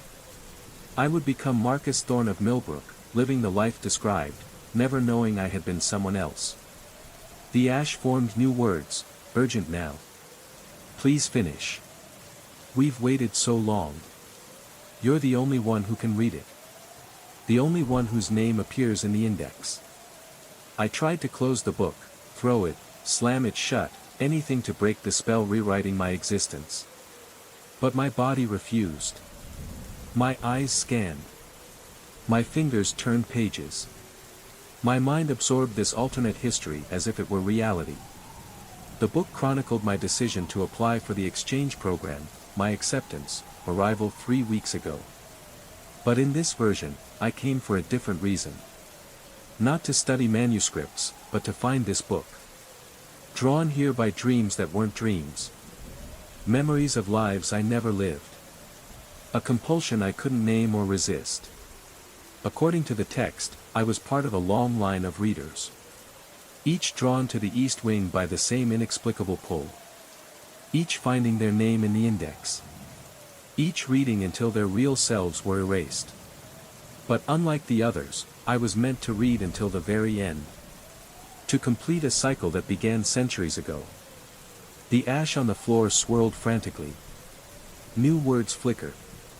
Almost there. Don't stop. Freedom is so close. You can save us all. Suddenly, clarity cut through the fog clouding my mind. The ash wasn't mere debris. It was the remnants of previous readers. People drawn here just like me. Who found their names, read, and lost themselves. The messages weren't pleas to continue. They were warnings, desperate attempts by consumed souls to stop another victim. Yet understanding didn't grant power to resist. My hands turned pages. My eyes read on. My memories blurred. The book chronicled recent events, my obsession with the East Wing, certainty something awaited behind the locked door, my final acceptance of Professor Hartwell's offer. Only a few pages remained. My original identity slipped like water through cupped hands. Millbrook streets felt more real than my childhood. I could smell sawdust in my father's workshop. Hear my mother humming in the kitchen. Feel the summer sun on my face in the town square. The ash formed one final message. Letters appeared slowly, trembling as if written by a shaking hand. We're sorry. We tried to warn you. But you have to finish it. The text was different here. Not a description of events, but an incantation, a chant in a language older than human speech itself. As I spoke the alien syllables aloud, my voice echoed strangely within the confined, shadowed space. The air around me shifted, charged with a tangible energy. The ash on the floor stirred, swirling upward into spiraling columns that gradually took on vaguely human forms. Faces emerged, dozens, maybe hundreds, etched in the gray dust. They looked at me with expressions woven from profound gratitude and infinite sadness. These were the previous readers. The students drawn here through the centuries. Their identities consumed, their souls trapped within the ash of countless ruined books. As I uttered the final words of the incantation, the ashen figures began to dissolve. Their faces softened, fading into serene expressions as they finally found release from their long imprisonment. The air shimmered like heat waves, and I felt a tremendous weight lift from the east wing, as if the building itself exhaled after centuries of holding its breath. The book crumbled in my hands, turning to ash that joined the gray dust carpeting the floor. But unlike the destruction of the other volumes, this felt like completion, not loss. The incantation was finished. The trapped souls were free. The cycle that had bound them for centuries was finally broken. I stood there in the heavy silence that followed, my mind a tangled weave of two lives, two memories that could not possibly coexist in one person. I was Marcus Thorne of Millbrook, the seeker of mysteries I could never name. I was also someone else, a graduate student whose real name had begun to slip from memory, who had stumbled into a trap laid centuries ago. The East Wing felt different now, lighter, somehow. The malevolent presence that had weighed on its shadows was gone, replaced by a feeling almost like gratitude. The building seemed to thank me for freeing it from the curse that had transformed it into a feast ground for lost souls. Unsteady, I walked back through the empty stacks, past shelves once crammed with impossible books, past the ash patterns now settling into meaningless swirls. My footsteps echoed normally, only shoes on stone, not something else. At the doorway, I turned for one last look. The shadows were just shadows. The silence, mere absence rather than presence. Whatever had dwelled here was gone, released by a ritual centuries in the making. I locked the door behind me and carried 2 lifetimes of memory within a mind somehow whole. I was Marcus Thorne. I was someone else. And impossibly, that was exactly how it should be. The brass key felt warm in my palm as I returned it to Professor Hartwell, who looked at me with eyes full of unspoken questions. Some experiences, he seemed to say without words, were too vast for language. I left his office and walked back to my dormitory, bearing the weight of 2 lives and the knowledge that I had done something inexplicably important. The East Wing was clean now, free of hunger and sorrow. The trapped souls had found peace. But the feeling lingered that this was not the end of my story. Somewhere, in another locked wing of some ancient library, another book waited. Another name in its index. Another student drawn to complete a cycle they could not comprehend. The thought should have terrified me. Instead, as I climbed the stairs to my room, I found myself wondering what other secrets Blackmore University held. And whether I would be strong enough to face them when the time came. You have to set us free. I turned to the final page, my hands no longer feeling like my own. The answer I sought, the key to escape, was already written somewhere in a book I hadn't yet found. Story 6, The Rusted Rails. The rusted rails stretched into the Brazilian wilderness like a scar across the earth, their steel bones jutting from overgrown weeds that whispered secrets to the wind. Something was fundamentally wrong about this place, not just the decay, but something deeper. Something that made the air itself feel thick, watchful. Late afternoon sunlight filtered through the eucalyptus canopy, casting long shadows across the abandoned railway slicing through the heart of Minas Gerais. I had been following this line for 3 days, documenting nature's slow reclamation of human industry for my photography project on industrial decay. Locals in the nearest town spoke of the tracks with hesitant eyes, darting away when pressed about when the last train ran. My camera felt heavier than usual as I adjusted the telephoto lens. The Nikon's familiar weight, normally comforting, now pulsed with an alien energy, making my palms sweat. I dismissed the sensation as fatigue. I had been hiking since dawn. The railways stretched endlessly both ways. Rails spotted with rust like dried blood. Wooden ties rotted into red earth. Vines clung with green fingers, slowly pulling the tracks back into the jungle's embrace. It was the perfect subject, the clash of human ambition and nature's persistence. I crouched to frame a shot of wildflowers growing between the tracks, their fragile petals stark against industrial ruin. Through the viewfinder, something caught my eye, a subtle straightening of rails in the distance, as if recently maintained. Impossible. The locals had said no train had run here in over 30 years. A breeze carried the scent of creosote and coal smoke. I lowered the camera, puzzled. No active railway for miles. No reason for such odors in this forgotten place. The smell stirred something primitive in me, a childhood memory of train stations and travel's thrill. But here it felt wrong, anachronistic and threatening. My hands trembled as I raised the camera again. The tremor wasn't from exertion, I was in decent shape despite a sedentary job. It was something else, a nervous energy radiating from the equipment itself. The camera's metal body felt warm in the shade. Through the lens, movement flickered in my peripheral vision. Not swaying leaves, but something deliberate. I lowered the camera and scanned the forest pressing in on both sides. Nothing but endless trunks and shadows. A bird fluttered, startled by my presence. Yet the feeling of being watched crawled between my shoulder blades. I checked over my shoulder repeatedly. I tried to rationalize. Alone in isolation, senses sharpened naturally. But this stretch felt different from others I'd covered. I pressed on, searching for compositions where jungle reclaimed the rails. The metal gleamed brighter as I advanced, less corroded, as if moving backward through time. Wooden ties showed grain beneath decades of supposed neglect. The afternoon light took on a strange golden hue, too warm for this hour. I checked my watch. 4:30 p.m. I paused, squinting down the tracks where the golden light pooled like molten honey between the trees. The rails ahead seemed impossibly pristine, gleaming as though freshly laid, untouched by the relentless hand of time. It was as if I was stepping backward through decades, toward a past that had never fully slipped away. My fingers tightened around the camera, the strange warmth still pulsing, almost alive, as if the device itself was aware of where I was heading. The forest around me seemed to hold its breath. The usual chorus of birds and insects had fallen silent, replaced by an oppressive stillness that pressed against my skin like a weight.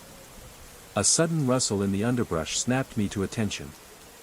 I swung the camera toward the sound, lens flaring as it caught the fading sunlight. Nothing moved, just a cluster of leaves trembling in the gentle breeze. Yet the sensation of unseen eyes watching me intensified, prickling along my spine. I forced myself forward, stepping carefully over gnarled roots and tangled vines encroaching on the ties. With every step, the air grew heavier, saturated with the scent of creosote and the faint metallic tang of blood, though I saw no wounds, no sign of life or death. The rails began to curve, disappearing into a thick wall of vegetation. As I approached, the warm glow of the evening sun faded, swallowed by an unnatural shadow that clung to the trees like a shroud. Ahead, half hidden beneath moss and leaves, lay the rusted remains of a train car, its once vibrant paint faded and peeling, windows shattered like fractured eyes staring blankly into the jungle. I raised my camera to capture the haunting scene, but the viewfinder blurred, distorting the image until it twisted into something grotesque and unrecognizable.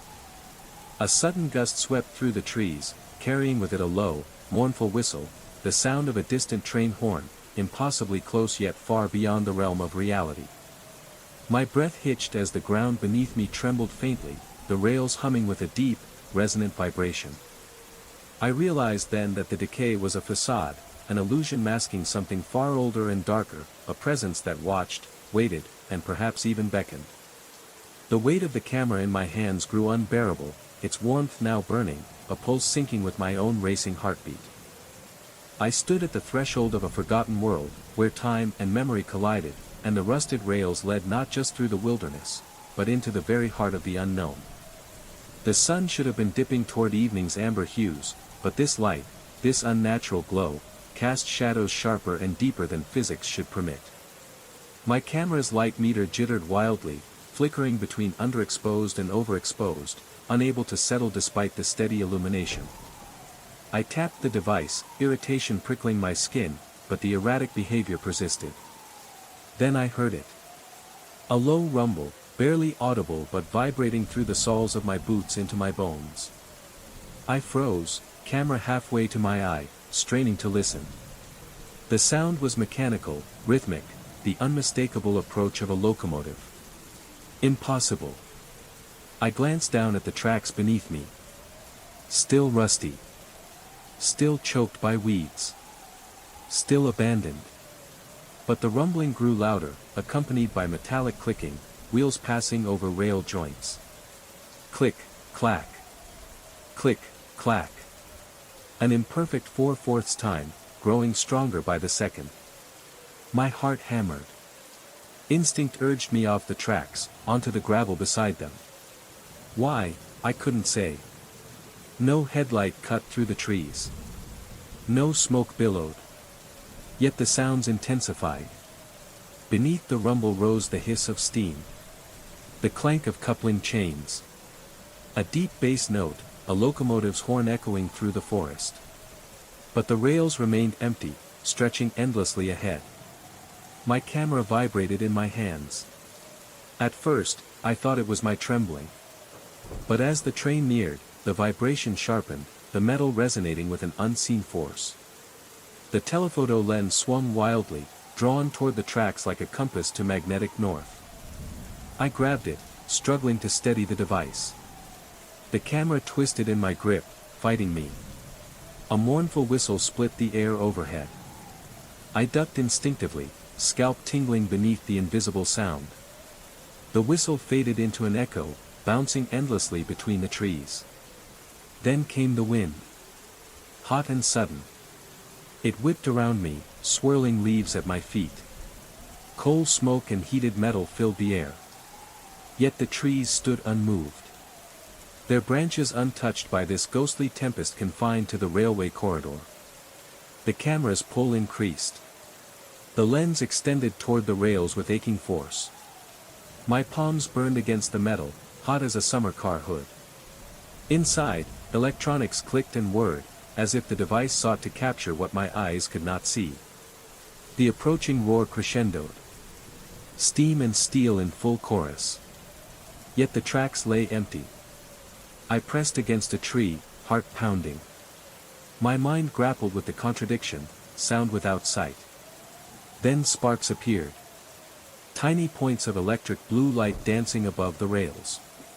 Brief flashes like spectral fireflies. As the invisible train drew nearer, sparks multiplied into showers of eerie light. They illuminated nothing, yet remained vividly visible. The sparks flickered and danced, weaving an electric tapestry that seemed alive, charged with a power beyond natural law. Their electric blue glow cast eerie shadows that writhed and twisted across the forest floor, yet illuminated nothing tangible. A sudden gust swept through the corridor, a breath of wind carrying whispers that rose and fell like a chorus of forgotten voices. The distant rumble surged to a deafening roar, vibrating through the earth, through my bones. It was as if the very tracks beneath me were awakening from a long slumber, breathing life into something ancient and restless. Then, from the heart of the shadowed rails, a shape began to take form. At first, a glimmer, a faint silhouette cloaked in steam and shadow, rising above the mist that pooled between the trees. A locomotive. Not of this world. Its iron body black as night, adorned with ghostly engravings that shimmered with spectral light. Wheels that churned without sound. A headlamp that burned with cold fire, illuminating nothing but darkness itself. The air grew thick, suffocating, filled with the scent of burning coal and something far fouler, decay and despair. The ghostly train inched forward, its presence a violation of all reason. A bell tolled, low and mournful, echoing like a death knell. I could feel its gaze, not with eyes, but as a weight upon my soul. The camera in my hands pulsed violently, now fully alive, resonating with the train's spectral energy. I raised it instinctively, desperate to capture what my eyes refused to fully believe. Through the lens, the scene warped, rails twisted into impossible loops, the forest bending and folding like paper. Figures appeared on the platform, shadowy passengers frozen in time. Eyes hollow, faces twisted in silent screams. I lowered the camera, heart hammering. I realized then, this wasn't just an abandoned railway. It was a crossroads, a liminal space where the living world bled into the realm of lost souls. And I had crossed the threshold. The sparks cascaded around me, landing softly on my clothes and skin. No heat. No pain. Yet the tingling was undeniable, every hair on my body standing at attention. The blue-white light seemed drawn to metal, my watch, belt buckle, and especially my camera, now glowing faintly with its own phosphorescence. I tried stepping back, deeper into the forest. But my equipment was anchored in place by invisible forces. The camera strap bit into my shoulder as the device strained forward, pulled toward the rails by some supernatural magnetism. The whistle shrieked again, closer now. The steady chuffing of a steam engine echoed unmistakably. Through the shower of ethereal sparks, I glimpsed what should not exist, the shadow of a locomotive, translucent and shifting like heat haze, moving along tracks both present and absent. My camera nearly yanked me off my feet. The metal parts burned through my shirt, unbearably hot, but I couldn't let go. This was the shot of a lifetime, the photograph that could rewrite reality itself. Terror coursed through me like ice water, but the photographer in me recognized this moment's magnitude. The pull toward the tracks intensified. My boots slid on loose gravel. I was drawn inexorably forward, toward the phantom locomotive bearing down on this impossible railway. Sparks surrounded me, creating a tunnel of electric fire stretching infinitely along the rails. In that eerie glow, fleeting glimpses appeared, a massive steam engine with a cowcatcher like a grinning moth, pulling passenger cars flickering in and out like mirages. Logic screamed this was impossible. Abandoned railways didn't spring to life. Trains couldn't be invisible and thunderously present simultaneously. But my senses screamed louder, proof against reason. The electromagnetic pull on my camera became irresistible. I felt weightlessness as the equipment dragged me forward, boots scraping phantom ties my eyes denied. Suspended between reality and nightmare, I faced the hardest choice of my life. Let go, save myself but lose my prized camera to the supernatural. Or hold on, risk everything to witness and document the impossible. The whistle screamed one last time, so close it crushed my eardrums. The translucent locomotive filled my vision. Yet my eyes saw only empty track and dense forest.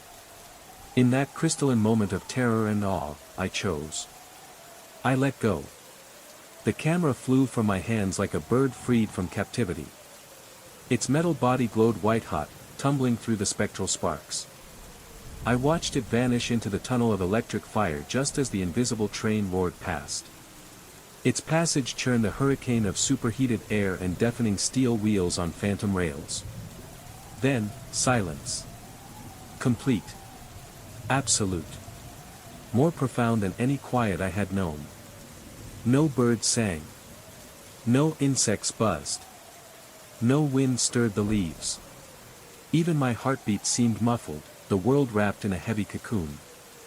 I stood alone beside the abandoned tracks, trembling uncontrollably. My hands clenched at ghosts, the empty space where my camera once was. The silence stretched, oppressive and unnatural, pressing in on me from all sides. The forest, the tracks, even the air itself seemed to hold its breath, waiting. I stood rooted, trembling, heart pounding in a rhythm I could no longer control. Every instinct screamed to flee, yet my legs refused to move. It was as if the very ground beneath me was anchoring me in place, demanding I bear witness. Then, faintly at first, a low murmur began to rise from the earth, a whispering chorus carried on the wind. The sparks above the rails flickered once more, their ghostly light painting fleeting shapes against the towering trees. Figures emerged from the shadows, translucent and shimmering, drifting along the rusted rails like forgotten memories come to life. Faces without features, bodies blurred and incomplete, they moved with purpose yet carried a profound sorrow, as if trapped between worlds, forever seeking release. One figure broke from the group, gliding toward me with a deliberate grace.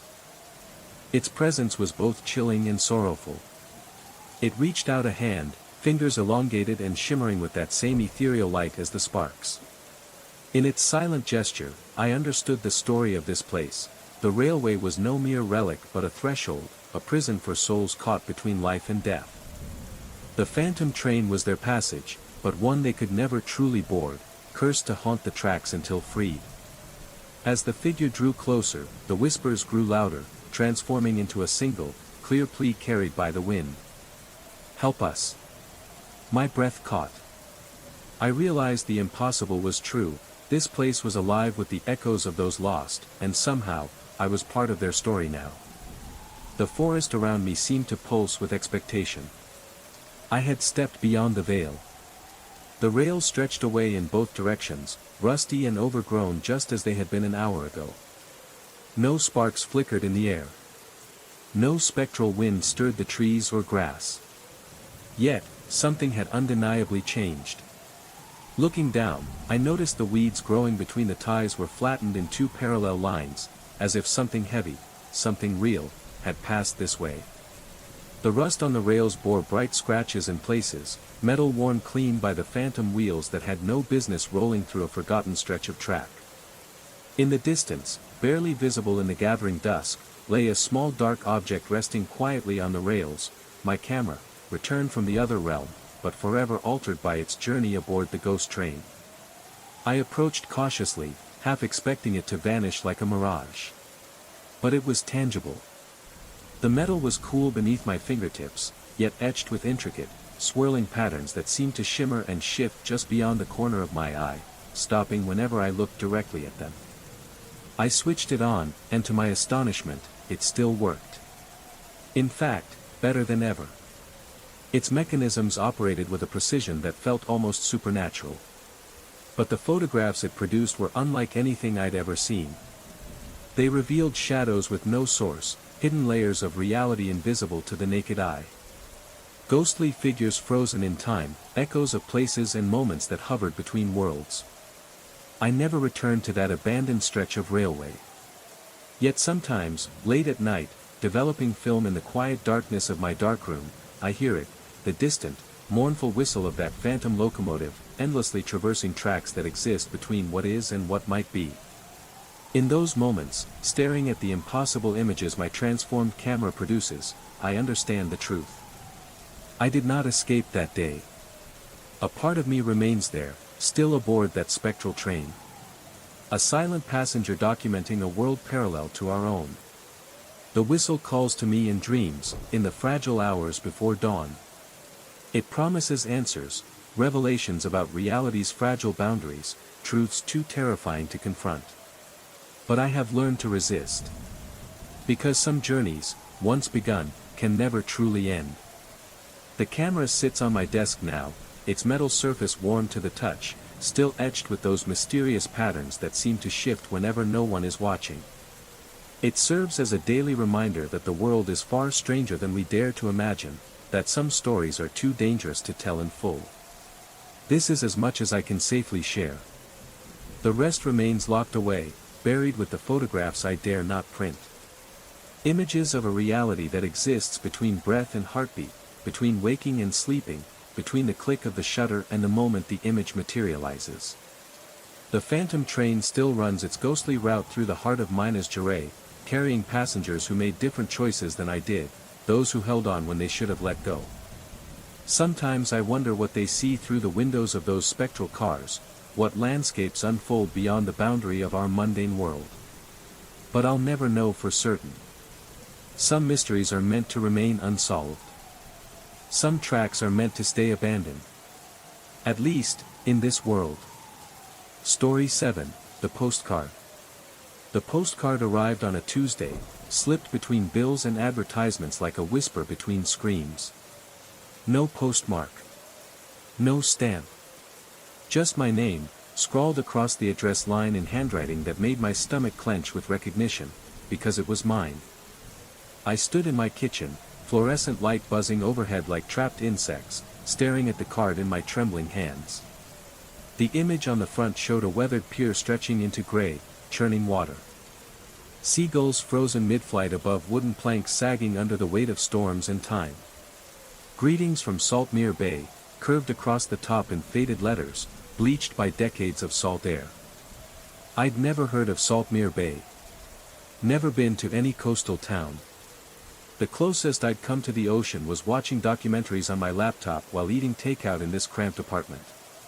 But when I flipped the postcard over, my throat tightened, breath catching in my chest.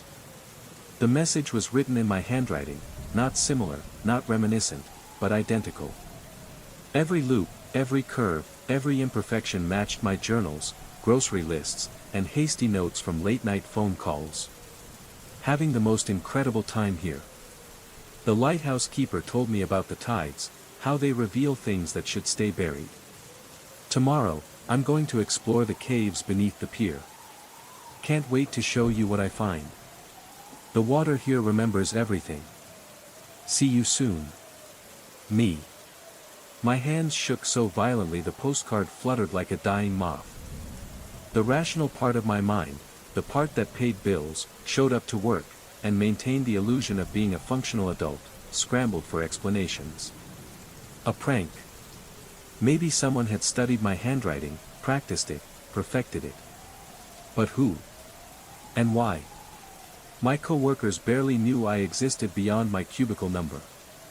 My neighbors and I exchanged nothing more than awkward nods in the hallway. I set the postcard down on the kitchen counter and backed away, as if it might suddenly sprout legs and scuttle toward me. The fluorescent light above buzzed manically, casting harsh shadows that pulsed and shifted unnervingly.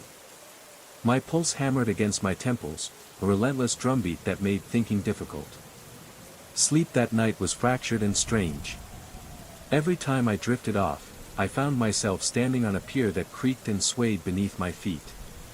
Salt spray stung my face. Something large and dark moved just beneath the water's surface. I woke gasping, sheets soaked with sweat, the sharp taste of brine lingering on my tongue. By morning, rational explanations crumbled. I called in sick, a rare break from routine in 5 years. I spent hours researching Saltmere Bay online. Search results were sparse, contradictory. Tourism sites called it a hidden gem on the northern coast, 4 hours from my apartment. Historical records were even scarcer. Mentions of a fishing village founded in the 1800s. A lighthouse built in 1847. Then silence. No recent news. No travel reviews.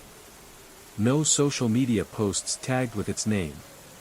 It was as if Saltmere Bay existed in a forgotten pocket of silence, erased from the internet's memory. I returned to the postcard, studying it under a magnifying glass I found in a drawer. The handwriting remained stubbornly, impossibly mine. But now, there was something else. The ink varied, darker in some places, as if written with different pens, or letters traced over again and again. By Wednesday afternoon, my apartment felt like a cage. Walls pressed inward.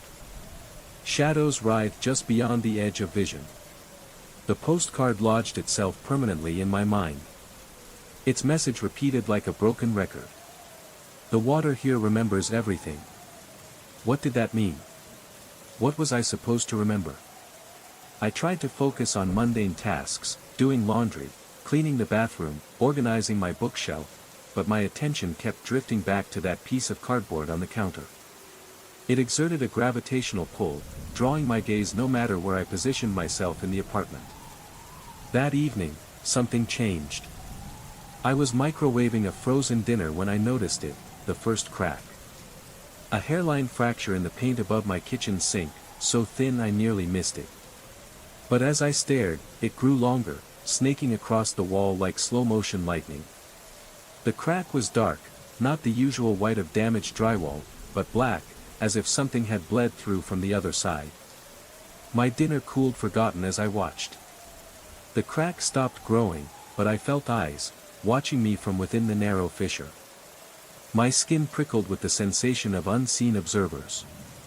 I called my landlord and left a rambling voicemail about water damage and structural issues. 2 hours later, his voice came back, tired, patient, the voice of someone used to dealing with tenants on the edge. He promised to stop by the next morning. By Thursday, the crack was gone. The wall above the sink was pristine, no marks, no fissures. I ran my fingers over the smooth paint, searching for any trace of damage. Nothing. Garcia, my landlord, a heavy-set man smelling of cigarettes and disappointment, arrived. He examined the wall skeptically. Found no cracks. No water damage. No structural concerns. He suggested I cut back on caffeine and get more sleep. His tone implied I was losing my grip on reality. After he left, I stood alone in the kitchen, staring at the perfect, unblemished wall.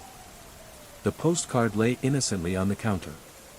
But its presence felt heavy, pressing against my skull like a weight.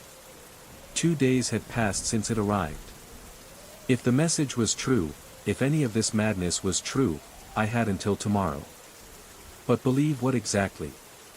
That I needed to travel to a town I'd never heard of? To prevent some vague supernatural catastrophe? That ink would bleed and walls would crack if I ignored instructions written in my own handwriting on a postcard I never wrote? It sounded like the delusions of a mind unraveling. The afternoon dragged by in a haze of mounting anxiety. Every sound in the apartment seemed amplified, the relentless hum of the refrigerator, the sharp whistle of wind weaving through the window frames, the muffled, indistinct conversations of neighbors I never saw. I found myself obsessively checking the wall above the sink, running trembling fingers over the paint, searching for cracks lurking just beneath the surface. Around 5 p.m., I noticed a faint scent. Barely perceptible at first, buried beneath the usual odors of cleaning products and stale air conditioning. But as evening deepened, the smell grew stronger, a briny, organic scent redolent of tide pools and rotting seaweed. It emanated from the kitchen wall, most pungent near the vanished crack's former location. I pressed my nose against the smooth paint, inhaling deeply.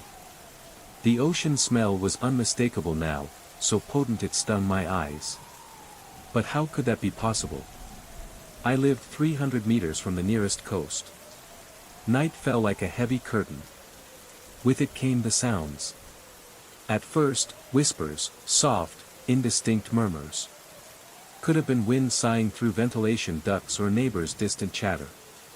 Gradually, the whispers sharpened. More distinct. More purposeful. I could almost make out words, syllables forming my voice speaking a language I couldn't understand. I switched off all the lights and sat in the living room, ears straining. The whispers seemed to arise from the walls themselves. As if the building had grown a voice, urgent and terrible. At 11:47 p.m., the bleeding began. A dark spot appeared on the kitchen wall, exactly where the crack had been. It spread slowly, ink seeping through paper. But this wasn't the dull brown or yellow of water damage. It was deep red, the color of arterial blood. My heart pounded in my chest as the stain expanded, rivulets tracing down toward the floor. The metallic scent of blood mingled with the briny ocean air, twisting my stomach with raw revulsion. I grabbed my phone to call 911. But my fingers trembled violently, incapable of dialing. What could I say? My wall is bleeding. My own handwriting on a postcard is causing this.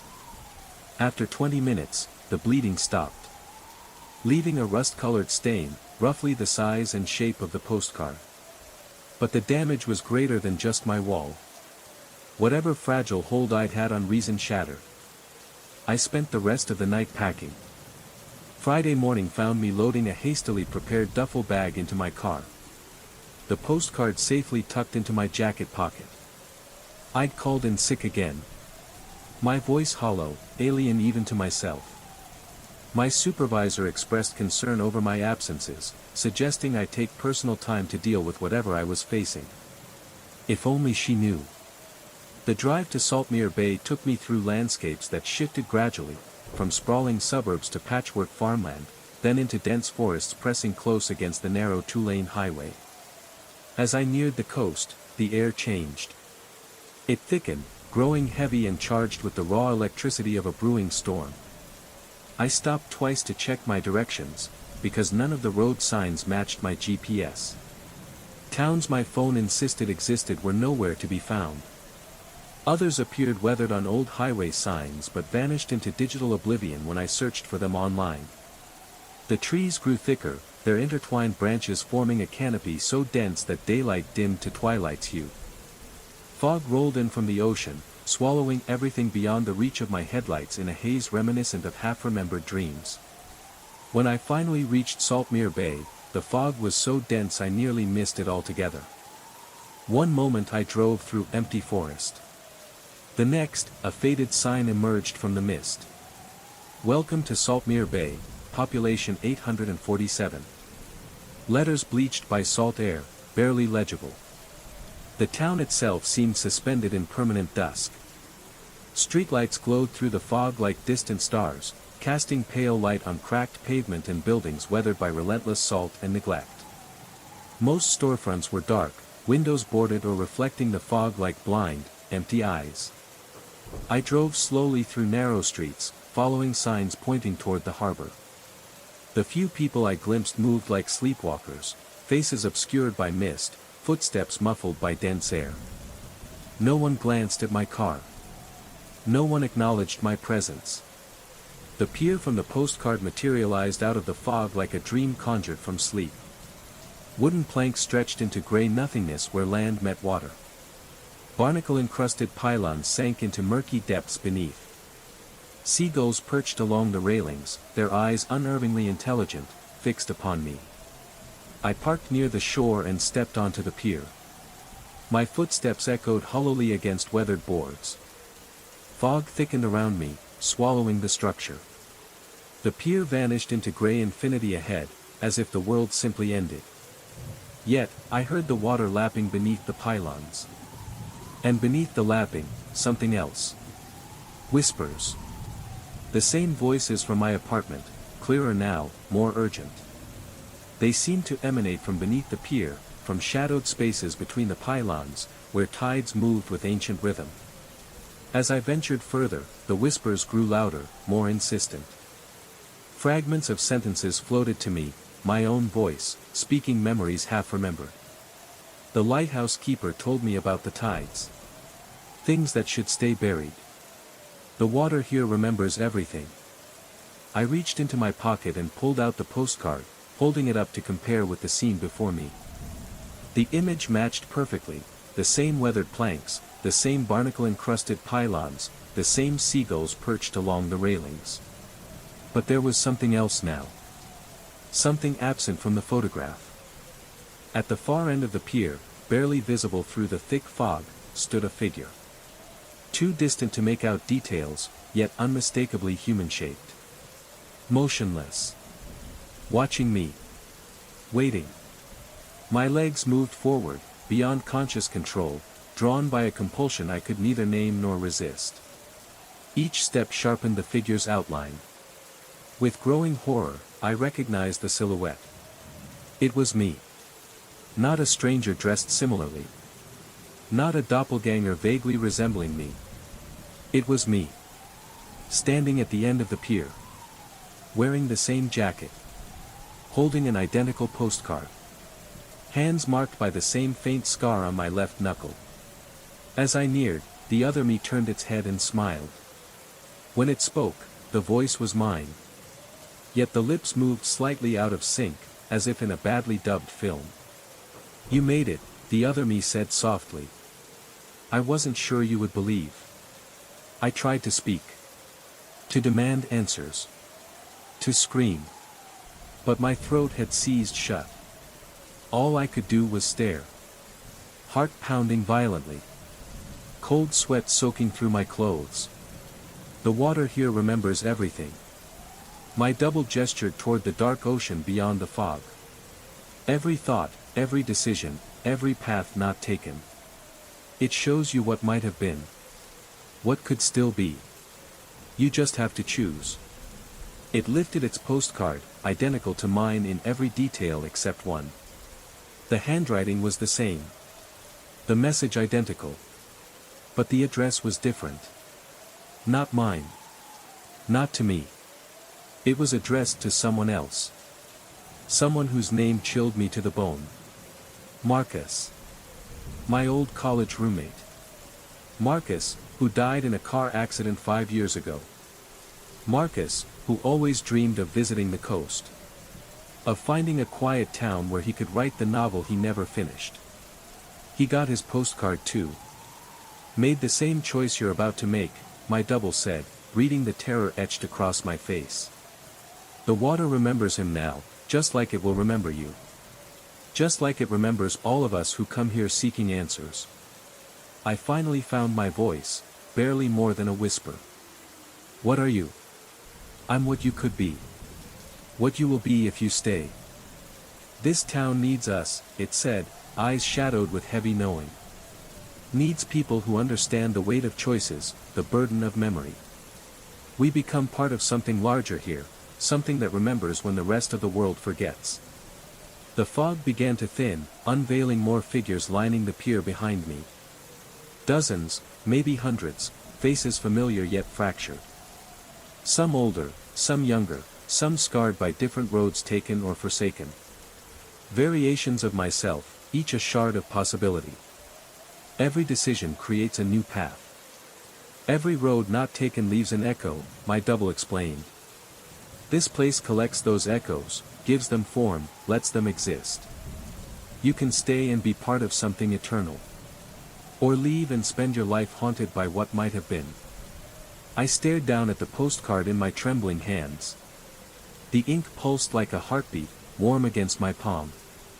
Behind me, the chorus of whispers swelled into a symphony, my voice multiplied across timelines, spinning stories of lives I never lived, choices I never made.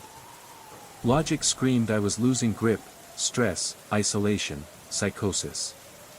Yet the evidence pressed hard against reason, the salt spray stinging my face, the weathered pier solid beneath my feet, the patient eyes fixed upon me. "The choice is yours," my double said, extending that familiar hand toward me. "But choose quickly. The tide is turning. Once it does, the connection will be lost. You'll live with your decision forever." I stared at the hand, my hand, every scar, every line etched deep in memory. Time stretched, twisting and pulling like taffy. My sanity, identity, the fragile line between reality and possibility, all hung suspended.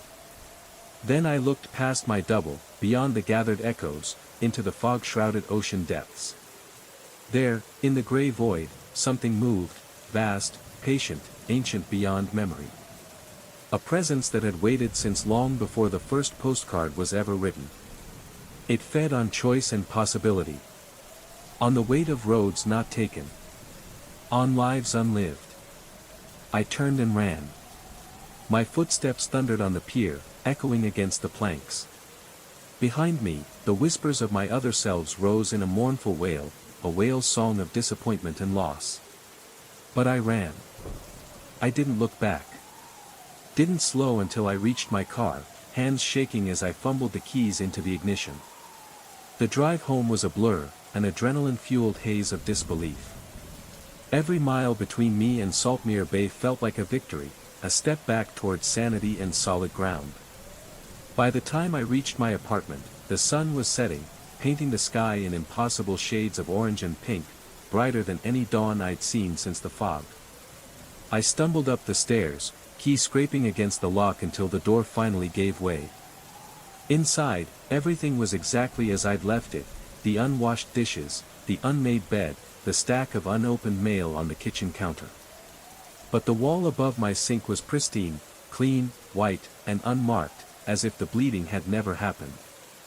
I pulled the postcard from my pocket, intent on tearing it up and flushing it away. But my hands froze.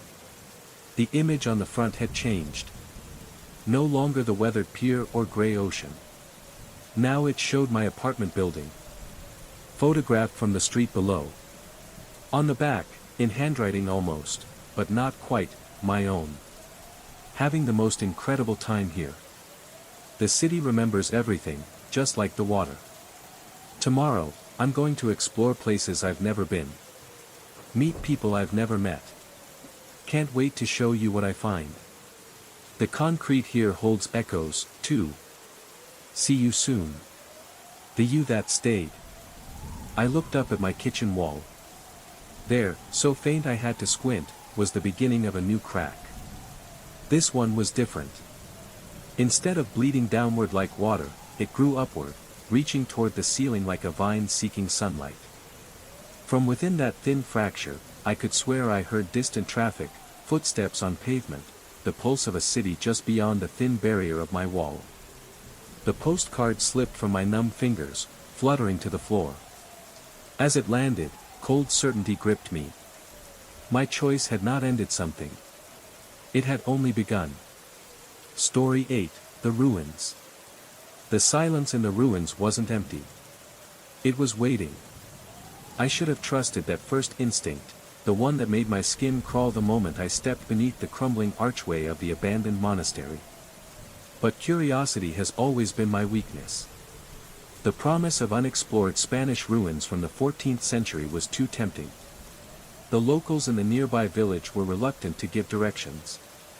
Their weathered faces darkened when I mentioned the monastery of San Miguel de las Sombras. They whispered of curses. Of time bending wrong within those stone walls. I dismissed their warnings as folklore, superstition designed to keep tourists away from a dangerous site. How desperately I wish I had listened. The afternoon sun hung low, casting long shadows that stretched too far across the fractured stones. The monastery perched atop a rocky outcrop, overlooking a valley that seemed to stretch endlessly, an enduring testament to centuries of isolation. Massive walls still stood, though great portions had crumbled, leaving gaping voids like missing teeth in an ancient, weathered skull. Thorny vines had claimed much of the structure, their dark leaves rustling softly in a wind I could not feel upon my skin. My footsteps echoed strangely as I wandered through what must have once been the main courtyard. The sound bounced off broken walls at irregular intervals, creating the unsettling impression that someone else was walking just slightly out of sync with me. I paused, straining to listen, but heard only my ragged breath and a distant bird cry, unervingly human in its cadence. At the far end of the courtyard stood the chapel, its roof long since collapsed, but the stone walls still intact. Weathered stone saints peered from niches, their faces worn smooth by centuries of wind and rain. Their expressions were unreadable, yet somehow accusatory, as if silently judging the intruder wandering their ancient home. I felt their blank eyes following me, a presence heavy and watching. Documenting the site with my camera, I took notes on architectural details to help date the construction. It was while examining the carved capitals of the columns that I first noticed something wrong with the shadows. They fell at angles that did not align with the sun's position. Even stranger, they shifted subtly when I wasn't looking directly at them. A trick of the light, I told myself. Yet my hands trembled faintly as I wrote. In the center of the courtyard sat the well. A circular stone structure about 4 feet high, topped with a rusted iron grate. Weeds poked through the metalwork, rust flakes crumbled under my touch. The chain that once held the bucket had long corroded away, leaving a few links dangling from a pulley that groaned ominously in the wind. I shone my flashlight into the well's depths, expecting water or debris. Instead, the beam revealed smooth stone walls descending into an abyss far deeper than seemed possible. The well appeared dry, its bottom swallowed by shadows my light could not pierce. Then, I saw it. My reflection. Staring back at me from the darkness below. Perfectly clear despite the absence of any reflective surface. The image was unmistakably mine, weathered face, worried expression, khaki shirt and worn leather jacket. But something was wrong. When I moved my hand to adjust my glasses, the reflection performed the same gesture several seconds later, as if struggling to catch up with reality. My heart pounded against my ribs like a trapped animal. I stepped back from the well. But my reflection lingered at the edge, still looking down, still mimicking my previous movements with that disturbing delay. Sweat beaded on my forehead despite the chill in the air. My mouth dried as I watched my doppelganger finally mirror my retreat, long after I had already moved away. I tried to rationalize what I was seeing. Perhaps it was an optical illusion, a trick of light and shadow caused by the angle of the sun. Or maybe some strange echo effect created by the cold stone walls surrounding the well. But even as I constructed these explanations, I knew they were woefully inadequate. The reflection had been too clear. Too detailed. Too perfectly synchronized, despite its agonizing temporal delay. As I stood, fighting to steady my breath, I felt it. The first pull. A gentle tug at my shirt, like a ghost brushing past. But no one was there. The sensation intensified. Became a relentless pressure against my chest, pulling me backward, toward the well. My feet scraped against the rough stone beneath me as I resisted. Muscles straining against an invisible force determined to align my body with the actions my reflection performed deep within those dark depths. The pull came in relentless waves, each stronger than the last. Between the tugs, I stumbled away, tasting fleeting freedom, but each reprieve grew shorter.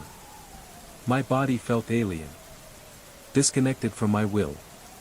As if some external puppeteer tugged at invisible strings, forcing my movements to mirror a predetermined pattern. I reached for my phone to call for help. But my hands shook violently, nearly dropping the device. The screen showed no signal, though I had full bars when I arrived. The time flickered erratically, switching between moments as if unsure which present it was meant to show. The temperature dropped sharply as the sun sank lower. But the chill wasn't merely from the cooling evening air. It was the cold of ancient depths. Spaces untouched by warmth for centuries. My breath misted before me. Frost formed on the metal grate covering the well, despite the otherwise mild night. Desperate, I forced myself to glance back once more. Hoping to see my reflection vanish. Praying this nightmare was a passing trick of light. Instead, I saw it. My image standing at the well's edge. Hands gripping the stone rim tightly. Face turned upward, twisted in a pleading expression. The cruelest part was that I had not yet assumed that posture. The invisible force surged again. Harder this time. Involuntary steps carried me forward. My feet betrayed my conscious will. My body bent forward as if a marionette, controlled by an unseen puppeteer reciting a script I had never read. The reflection watched my approach with eyes that burned like embers, hungry, calculating. Its lips moved in silent words, encouragement or warning, I couldn't tell. I dug my heels into the uneven ground, clutching broken stones and shards of crumbled masonry, desperate anchors against the relentless pull. But the force was merciless. It felt as though the very fabric of time surrounding the well sought to correct a cosmic imbalance, to bend my present toward a future already sealed. The sun kissed the horizon, painting the sky in blood and copper hues. Around me, the monastery stirred as if waking from a centuries-long slumber. Shadows deepened and twisted into shapes, grotesque and alive. I caught faint whispers, the rustling of robes across stone, the soft pad of sandaled feet on ancient floors. The wind carried a chant, its words foreign and unintelligible, yet threaded with ancient power. My reflection's movements grew urgent. It gestured wildly for me to come closer, its mouth opening and closing in frantic communication. But then I saw it, something dark and cold in its eyes. It wasn't pleading for help. It was bargaining. It wanted to trade places. The realization crashed into me like a thunderclap. This was no delayed echo of my movements. It was something trapped deep within the well, biding its time, waiting for a foolish soul to unlock its passage. The temporal delay wasn't a flaw, it was the mechanism. A slow, insidious exchange designed to feel natural, to lull the victim into complicity. Suddenly, I understood the villagers' dread. Their pale faces, their averted eyes. They knew what dwelled beneath that well. A patient hunger, a darkness feeding on despair, ready to claim anyone who dared to peer too deeply. The pull intensified. My feet slid helplessly across the stone courtyard. No longer could I resist the invisible current dragging me toward the well's yawning maw. My reflection began to climb. Its hands and feet found purchase on the smooth stone walls where none should have been. With every upward step it took, I felt myself dragged closer to the edge, my body mirroring its movements in horrifying reverse. The iron grate rattled violently. Rust flakes drifted down like red snowflakes, mingling with dust and decay. From beneath the grate, a growing pressure pushed upward, something vast, patient, and eager. I could hear scratching sounds, sharp, desperate fingernails scraping against metal. The noise grew louder, more frantic, as my reflection clawed its way higher toward the surface. My mind raced, scrambling through every fragment of knowledge about temporal anomalies and supernatural phenomena, desperate to find a way to sever the connection before it was too late. The locals had warned me, time bent wrong in this place. What had happened here wasn't unique. Others had faced this same terrible choice. I remembered the empty spaces in the monastery walls, gaps where stones had either fallen away or been deliberately removed. What if those weren't mere signs of decay? What if they were escape routes? Paths forged by previous victims to break free from the well's malignant influence. Summoning every ounce of strength, I fought against the invisible force dragging at my limbs and lunged toward the nearest gap in the crumbling wall. The pull pursued me, but faltered, confused by my sudden change in direction, as if it could only exert its full power when I stood directly above the well. I squeezed through the narrow opening, sharp stones tearing at my clothes and skin. On the other side, the pull vanished abruptly. I collapsed onto the ground, gasping and shaking, feeling my body finally my own again. Through the gap, I heard frantic climbing. The rattle of iron morphed into violent hammering. But I didn't wait to see what emerged. I ran. Stumbling over broken stones and tangled vines, terror burned through my veins, pure and unyielding. Behind me, metal crashed against stone, accompanied by a scream of rage that seemed to come from everywhere and nowhere all at once. I didn't stop running until I reached my car. I didn't stop driving until I'd escaped to the next town. In the rearview mirror, the monastery loomed against the darkening sky. For a brief moment, I thought I saw a figure standing atop the highest wall, watching my desperate flight. But perhaps it was only my imagination. 3 days later, I went to the local authorities. I tried to report what had happened. Their reaction chilled me. The police captain, a weathered man with eyes heavy from too much seen and suffered, simply nodded and made a note in his file. He told me similar reports came every few years. Always from researchers or tourists who ignored the warnings. Then, he said something that made my blood freeze.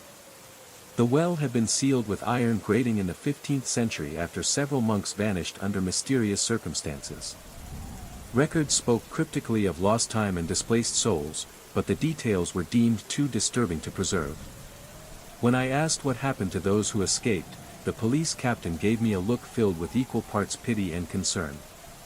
"They're never quite the same," he said quietly. "Sometimes they see their reflections moving independently, actions a few seconds out of sync with their own."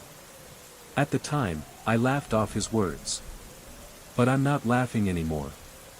Because as I write this now, sitting alone in a hotel room hundreds of miles from that cursed place, I see my reflection in the window. And it's writing something entirely different. Story 9. The brass was tarnished black around the edges. The glass face bore a spiderweb of hairline cracks that caught the harsh fluorescent light wrong, making it seem like something shifted beneath the surface. But it was the needle that held me, trembling, restless, pointing with unwavering certainty towards something that wasn't magnetic north. The old woman behind the counter had already turned away. Dismissed me with the practiced indifference of someone who had sold too many cursed objects to care about another fool walking into their own damnation. I should have left the compass on that dusty shelf in the Tucson thrift store. Wedged between a collection of Reader's Digest books and a ceramic owl missing an eye. Should have walked away when the first cold prickle ran down my spine as my fingers closed around it. Should have listened to the voice in my head whispering, "This is wrong. All wrong." The same voice that kept me alive through 3 combat tours and a decade as an EMT afterward. But instead, I paid $12 and walked out into the desert heat with the compass burning a hole in my jacket pocket. The first sign came 3 hours later, somewhere on Interstate 10 between Phoenix and El Paso. I'd pulled over at a rest stop to stretch my legs and grab coffee from a vending machine that looked like it hadn't been serviced since the Clinton administration. The compass sat on my dashboard. Out of idle curiosity, I glanced at it. The needle pointed directly at mile marker 273. Not toward it, at it. With a tightening chest and sweaty palms, I picked up the compass, turned it in my hands, and shook it gently. The needle did not waver. The needle stayed locked on that marker like a bloodhound on a scent. My mouth went dry. I knew that marker. Knew it like the taste of my own blood, like the sound of my mother's voice in the dark. For years ago, I'd responded to a call there. A multi-vehicle accident. 3 fatalities. 1 man barely breathing, trapped beneath an overturned semi.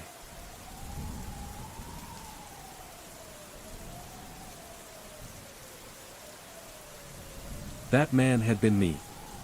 Technically speaking, the EMT who'd crawled under that crushing metal beast while it groaned and settled, knowing any second the jack might slip and crush us both. The EMT who'd broken protocol and stayed with the victim, because waiting meant watching a human die alone. The jack slipped. I remember the grinding sound of steel against asphalt. The sudden absence of light. The crushing weight that should have shattered my ribs into dust. I woke 3 days later in the hospital. Bruised, concussed, a miracle the doctors couldn't explain. The weight hadn't been there when they pulled me out. The truck had shifted, creating a pocket of space. 1 in a million chance. Impossible luck. I drove past that marker without stopping. But I felt the temperature drop. Not much. 5 degrees, maybe. Enough to make me crank the heater. Enough to glance in the rearview mirror and see the world behind me drained, colors muted, as if someone had turned down the saturation on an ancient TV. The compass needle swung smoothly as I passed, locking onto the next target with relentless precision. 20 miles down the road, it settled on another. The pattern became clear over the next 100 miles. Each new target was a place I recognized. Not always immediately. But always eventually. A curve where I'd hydroplaned during a storm, should have rolled my pickup into the ravine. A truck stop where I unknowingly walked between meth dealers firing bullets. Bullets close enough to punch a hole in my jacket sleeve. An overpass where I pulled over to help a stranded driver, and a drunk nearly took us both out. Close enough that I felt the wind from his passing. Each stop brought cold, drained color from the world, like a photograph faded by relentless sun. Each stop brought something else, an ever-growing certainty I was being watched. It started as a whisper, an itch between my shoulder blades that every combat vet knows well. But with every mile, it grew into a roar.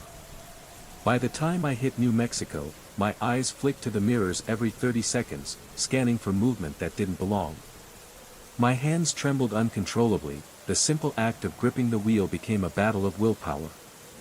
Near Roswell, the compass locked onto a barren stretch of desert, 20 miles south of the highway.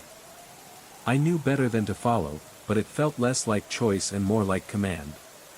The compass in my pocket was no longer just an object, it was a burden growing heavier with every mile I drifted from its target.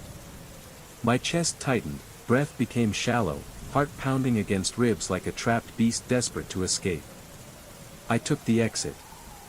The dirt road unraveled into emptiness, dissolving into heat shimmer and sparse scrub. No signs. No landmarks. Just endless sands and stones, a purgatory crafted for the lost and damned.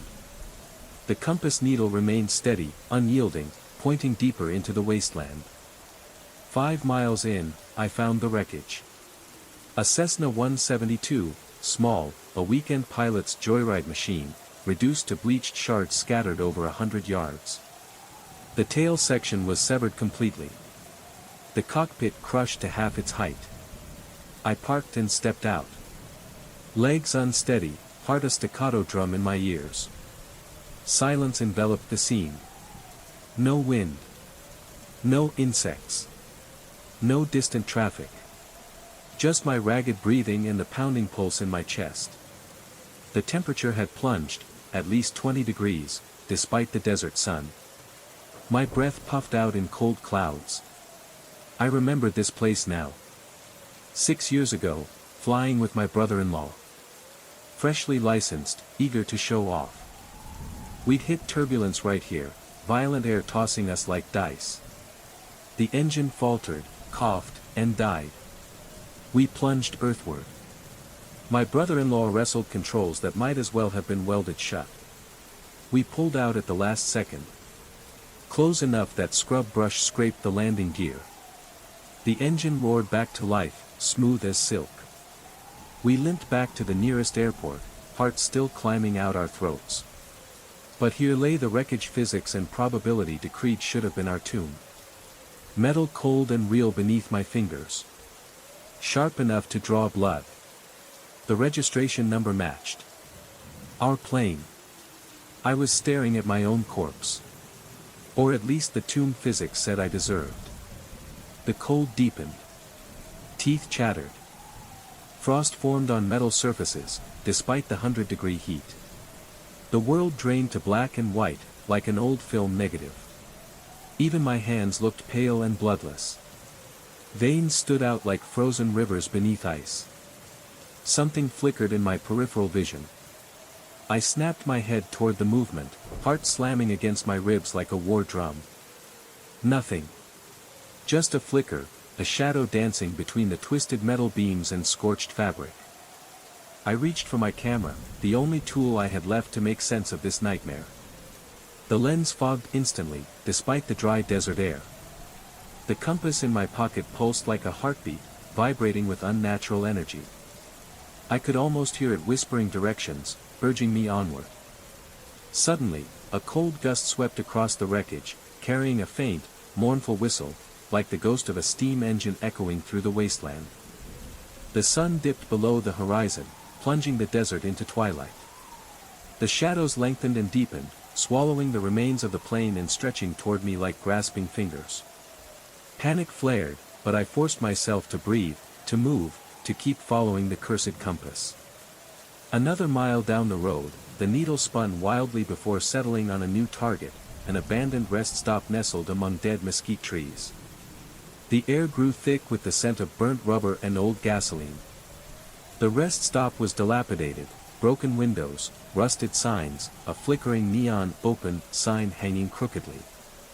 Inside, the silence was heavier than the desert heat. I felt eyes on me. Not human eyes, but something colder, darker. On the cracked concrete floor lay a child's toy, a battered teddy bear, face faded and torn. Beside it, a trail of tiny footprints led into the shadowy restroom. I swallowed my fear and followed, the compass needle jerking violently in my hand. The restroom mirror was cracked and stained, but as I gazed into it, my reflection didn't mimic me perfectly. It smiled. The door slammed shut behind me. The city lights blurred past like distant stars, but inside my car, the silence was suffocating, thick with the weight of what I'd left behind. My heart still pounded in wild rhythms, echoing the steps that had chased me through the desert. I dared not look in the rearview mirror again. The compass lay cold and heavy in my pocket, its once precise direction now lost in chaotic spins. Had I outrun whatever haunted those roads, or had it simply let me go for now?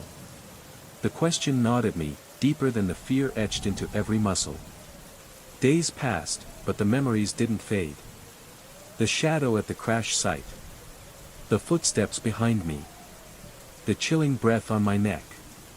Sometimes, when the wind howls just right, I swear I hear that measured crunch of footsteps echoing in the silence. Reminders that some forces don't rest. Some stories don't end. If this tale unsettles you, share your thoughts below. Like and subscribe to walk with me through the thin veil separating life and the inexplicable. Because sometimes, survival is only the beginning of a darker journey. Sleep carefully. The wind at 7,000 feet sliced through my jacket like a blade, cold and unforgiving. It carried a scent I couldn't place, metallic, like copper stained with rust, mingled with something ancient and sorrowful, like prayers whispered long ago and forgotten. The warning from the trail guide echoed in my mind, but I had pushed it aside. 6 hours of driving, exhaustion pressing on me like a weight, retreat wasn't an option.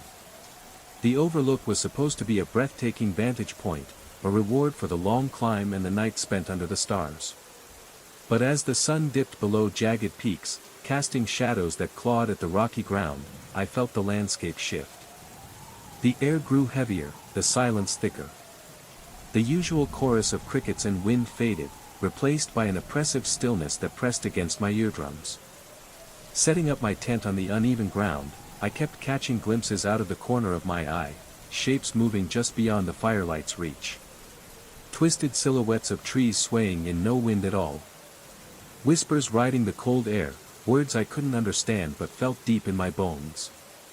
Night fell fully, and the stars blinked weakly through a thin veil of mist that clung to the mountain spine like a shroud. The fire flickered uncertainly, shadows dancing grotesquely on the rocks. I tried to settle, but sleep refused me. That's when the footsteps began. Soft, measured, deliberate. They circled my camp, sometimes near, sometimes distant, always unbroken. No animal's rhythm, no human's gait. Something else, something patient and waiting. The temperature plummeted further. My breath came in ragged clouds, and my hands trembled uncontrollably. I stared into the dark, willing to see the source of those haunting steps.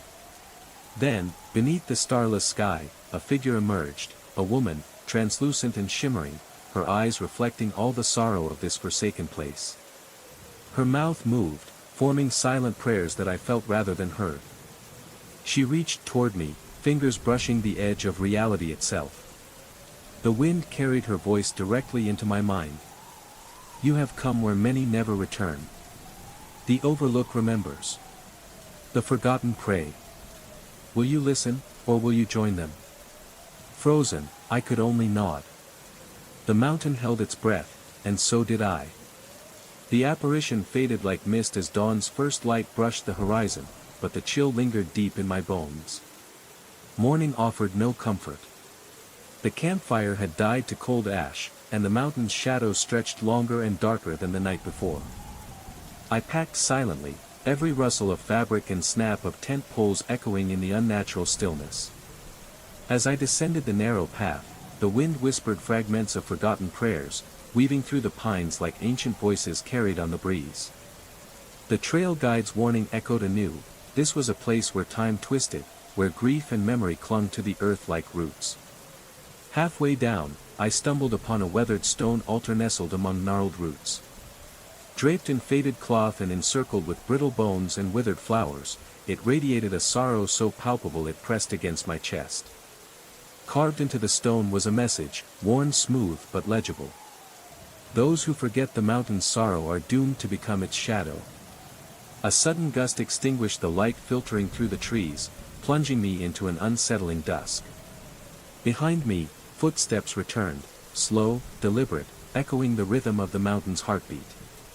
I dared not look back. If the mountain's whispers chill you to your core, leave a comment below. Like and subscribe to join me on this journey through places haunted by memory and longing. Because some echoes refuse to fade with the sunrise. Sleep carefully. The mist curled in from the valley below, thickening rapidly, swallowing the stars one by one as it crept closer. It clung to the rocky outcrop like a living thing, seeping into the cracks and folds of the stone, swallowing the firelight's warmth. The silence deepened, folding in on itself until it felt like the world had ceased to breathe. Then the footsteps began, soft, deliberate, circling my tent like a predator pacing its prey. Not the hurried pace of an animal startled, but the slow, patient rhythm of something that knew exactly what it wanted. I froze, heart hammering against my chest, as the wind carried a scent that was neither pine nor earth but something old and metallic, like dried blood and rust. My flashlight lay across the campfire ashes, useless in the thickening mist. The temperature dropped suddenly, colder than any mountain chill I'd known. Breath steamed before me in ragged clouds. The mist swirled, and in its folds, faint shapes began to form, figures translucent and shimmering, watching from just beyond the firelight. One figure stepped forward, a woman draped in shadow and moonlight, her eyes hollow yet burning with an ancient sorrow. She raised a hand, and the mist responded, weaving around her fingers like threads of smoke. Her voice came not as sound but as a cold whisper inside my mind. You walk where the forgotten dwell. The sentinel keeps watch, but not for the living. Will you become part of the silence, or will you carry their stories beyond this place? Frozen, I could only nod. The fire sputtered, shadows danced, and the mountain held its breath. The cold seemed to seep into my bones as if the mist itself was alive, watching, waiting. The world felt eerily silent except for the shallow rasp of my own breathing and the crunch of dead pine needles beneath my boots. Every instinct screamed for me to run, but my feet were rooted to the ground, locked in a trance woven by that unblinking gaze. Then the figure moved, not with the hesitant sway of a frightened copy, but with slow, deliberate precision. It lifted its arm, not mirroring me now, but reaching toward the tangled underbrush beside the tent. From the shadows, a dark shape emerged, a massive raven, its feathers glistening with the same eerie light that clung to the duplicate. The bird's eyes locked with mine, black as voids, reflecting 1,000 forgotten sorrows. It let out a low, rasping call, a sound both mournful and commanding. The duplicate nodded once, sharply, then stepped aside, merging back into the swirling fog as if it had never existed. Frozen in place, I watched the raven glide toward the peak's edge, where the valley plunged into darkness. It paused, turning its gaze back toward me, then vanished beyond the cliff's shadow. The temperature rose instantly, the mist dissolving like morning dew under sunlight. The stars reappeared, sharp and cold. But the echo of that gaze, the warning whispered through the raven's call, lingered in my mind. I knew then that the sentinel wasn't merely a watcher but a keeper of balance. And I had crossed a line, stepping into a story older than the mountain itself. The night held its breath. A cold dread wrapped around my chest as the reality I clung to dissolved like mist itself. The figure standing in the center of those impossible footprints was no longer quite human, no longer a mere reflection. It shimmered and rippled, its form fracturing like glass cracked by unseen hands. Shadows stretched and recoiled beneath its skin, dark veins pulsing with unnatural light. I tried to step forward, to break the spell that bound me to this looping nightmare, but my legs felt leaden, refusing to obey. The mist swirled faster now, the air charged with a quiet, electric hum that reverberated through my bones.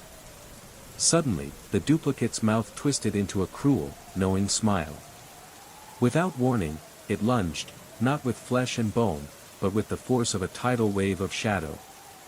The ground beneath me seemed to collapse into nothingness, and I fell, not down, but sideways, as if the very fabric of space was folding itself inside out. When I landed, I was no longer on the mountain. The air was heavy with salt and decay. The distant sound of waves crashing against cliffs echoed all around. I was somewhere else entirely, somewhere both foreign and strangely familiar.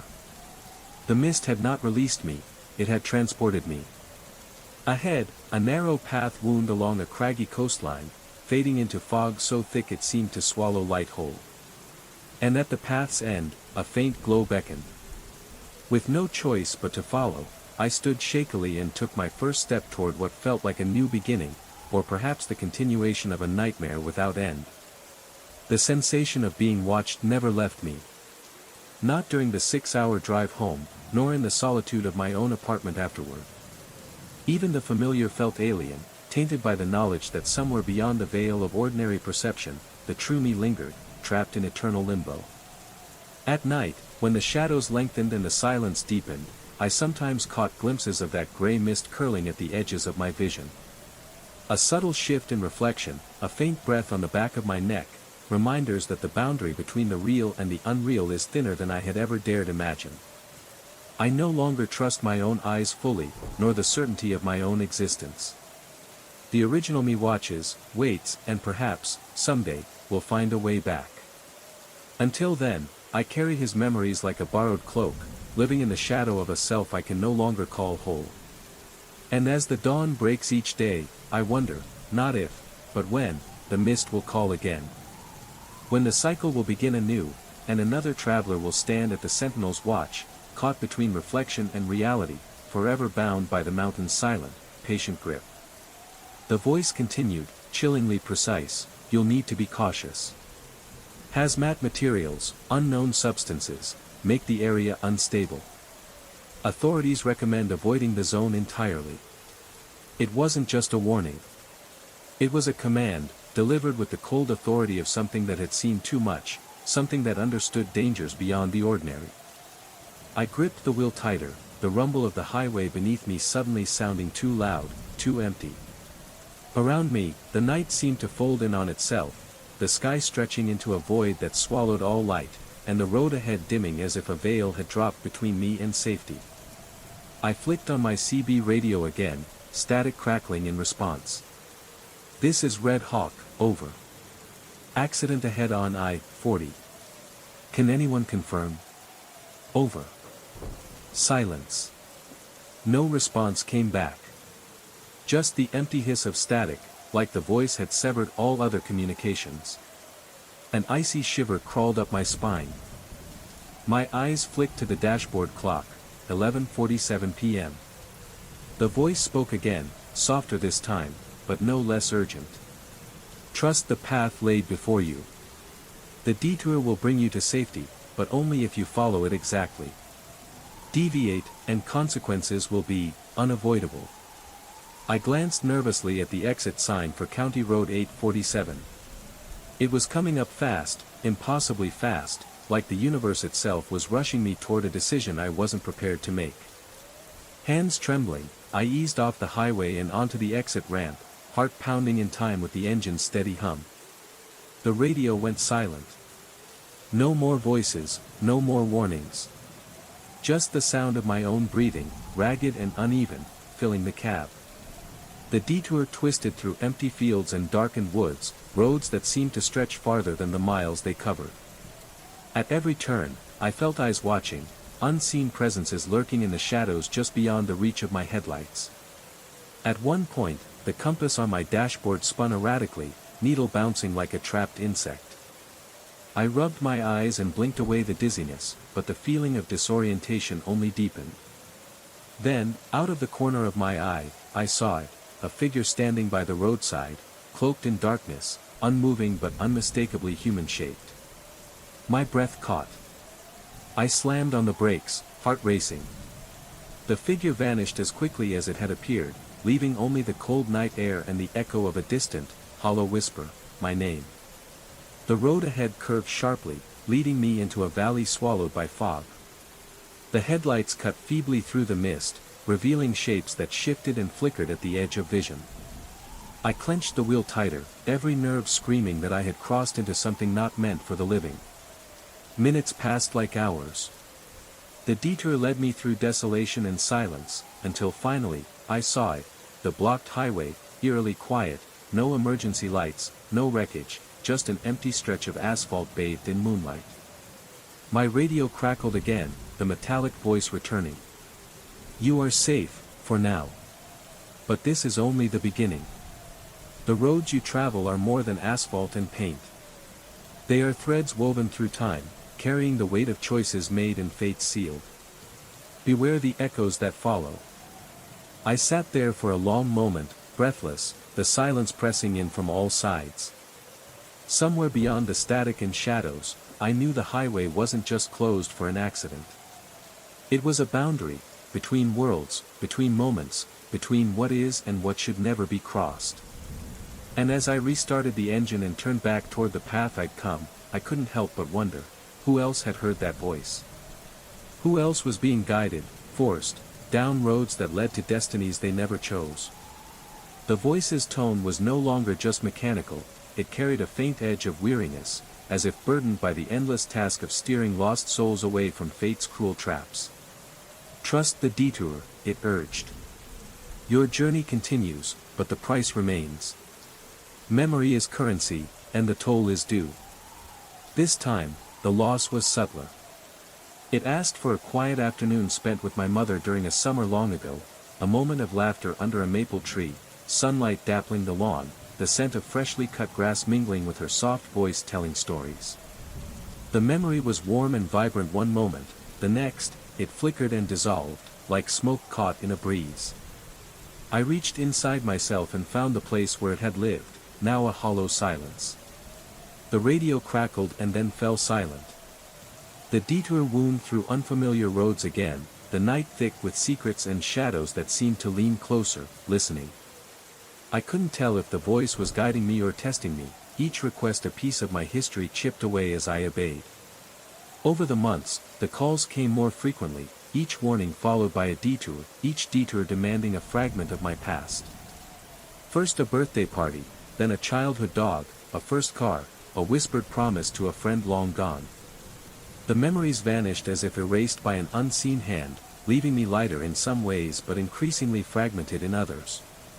With every sacrifice, the presence that haunted my mirrors grew stronger. Footsteps echoed in empty parking lots, shadows flickered just beyond my vision, and in the darkest moments, I felt breath against my neck, cold and patient, reminding me that the ledger was not yet balanced. The compass inside me spun, restless as the one I carried, pulling me closer to inevitable reckoning. The road was endless, the price ever rising. And somewhere deep in my soul, a quiet voice whispered the truth I could no longer deny. Some debts are eternal. And some journeys can never truly end. The cab was swallowed in shadows that twisted and elongated like dark fingers reaching for me from every corner. The radio howled with distorted voices, some whispering pleas, others laughing with cruel amusement. The synthetic voice returned, now a roar that shook the very metal frame of my truck. You cannot deny the debt forever, it intoned, cold and relentless. Memories are currency, and you owe the price. My knuckles whitened around the steering wheel as icy fear gripped my heart. I realized then that this was no mere voice, it was a force, a predator hunting in the lonely stretches where human connection fades, where isolation becomes vulnerability. The road ahead seemed endless, stretching into darkness that swallowed headlights and hope alike. Yet in that moment, amidst the chaos and cold, a spark of defiance ignited within me. I clenched my jaw, breath sharp in my throat, and whispered a promise to myself, I would not surrender the core of who I was. No spectral thief would claim my soul without a fight. The radio sputtered, the cacophony wavering. The cold receded slightly, but the voice's presence lingered, an ever-watchful shadow on the lonely highways of my life. And as I drove into the night, I knew the journey was far from over. The road ahead was uncertain, marked by fading memories and spectral whispers, but I was determined to reclaim the man behind the wheel, one stolen moment at a time. The yellow lines on the asphalt twisted and coiled like serpents, their shape writhing beneath the steady hum of my tires.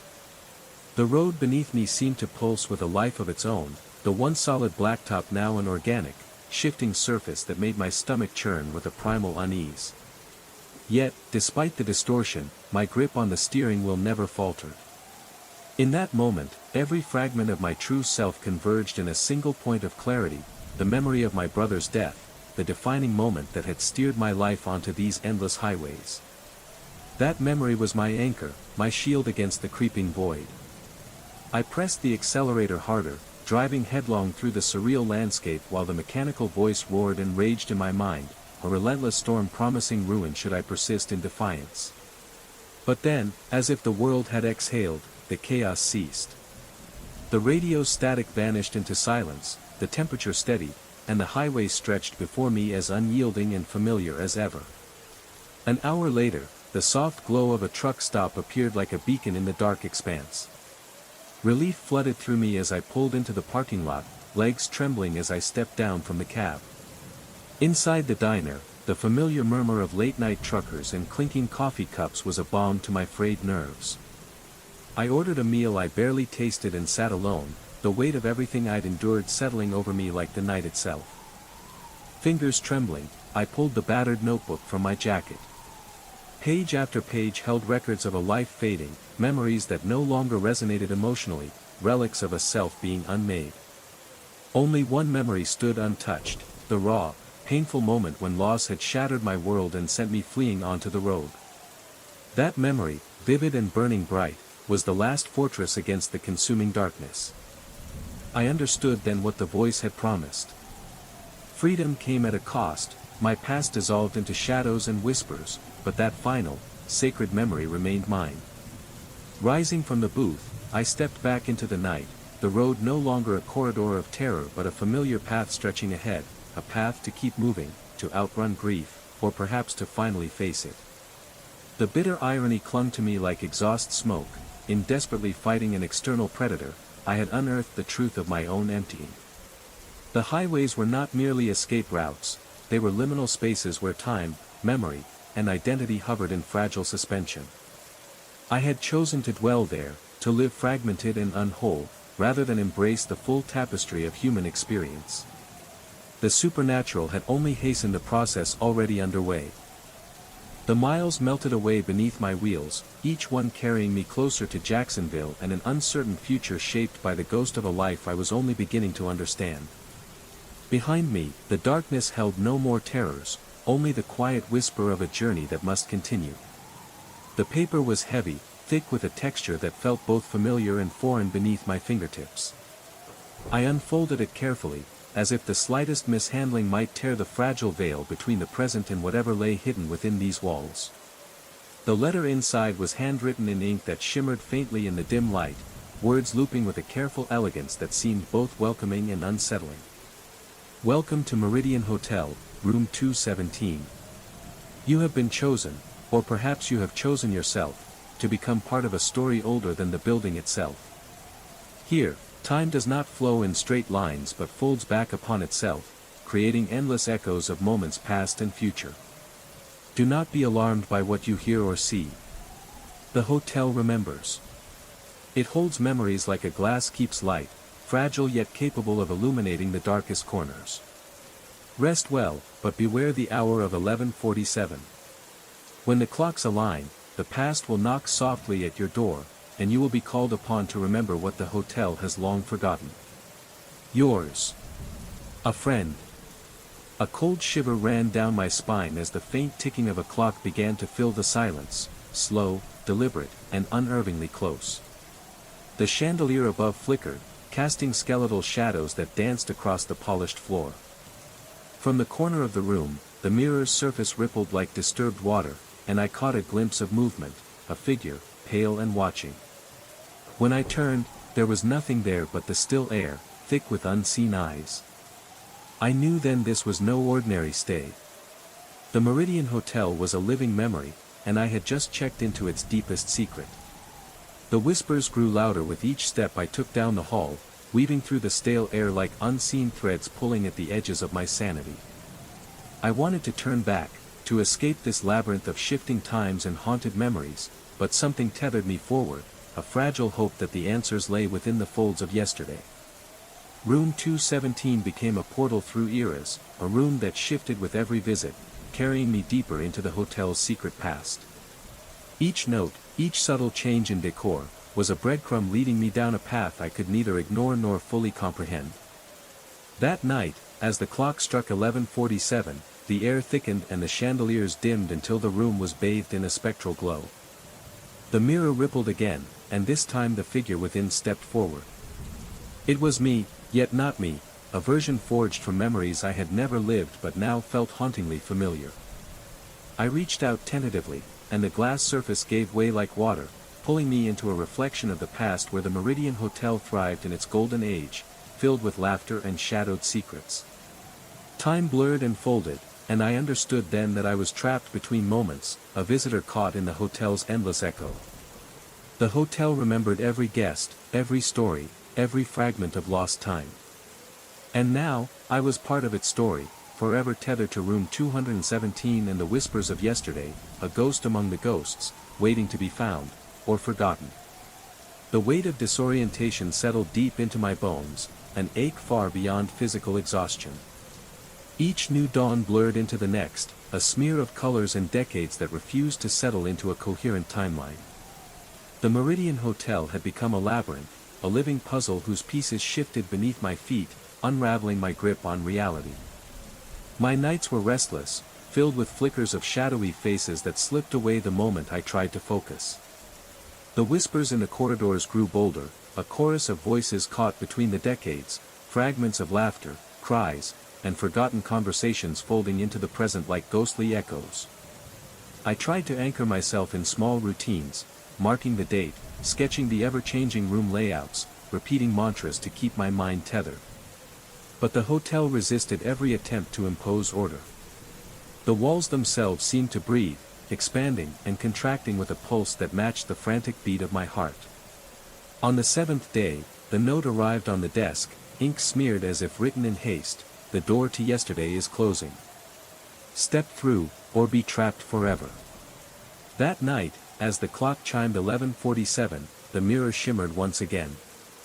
The figure appeared, no longer a perfect reflection, but a fractured mosaic of every version of myself the hotel had conjured, the young, hopeful traveler, the weary, haunted guest, the lost soul desperate for escape. With trembling hands, I reached out, feeling the cool surface ripple beneath my fingertips like the surface of a disturbed pond. And as I crossed the threshold between reflection and reality, I realized the hotel was no longer a place to stay. It was a threshold, between time, memory, and the parts of ourselves we try desperately to forget. Forever tethered to room 217, I was both prisoner and guardian of its endless echoes, caught in the haunting embrace of yesterday. The symbols seemed to breathe beneath my gaze, shifting subtly as if alive, responding to my presence. Each curve and line pulsed with a rhythm that echoed the distant heartbeat of the hotel itself, as though the very essence of this place was encoded in their geometry. I traced a trembling finger along the markings, feeling a faint hum surge through my skin, a connection that transcended understanding. With a deep breath, I stood and searched the darkened expanse, following the patterns etched on the floor.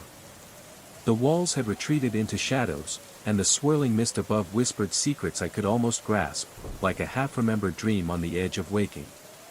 The room's boundaries dissolved around me, space and time folded inward like the petals of a black lotus opening to a hidden core.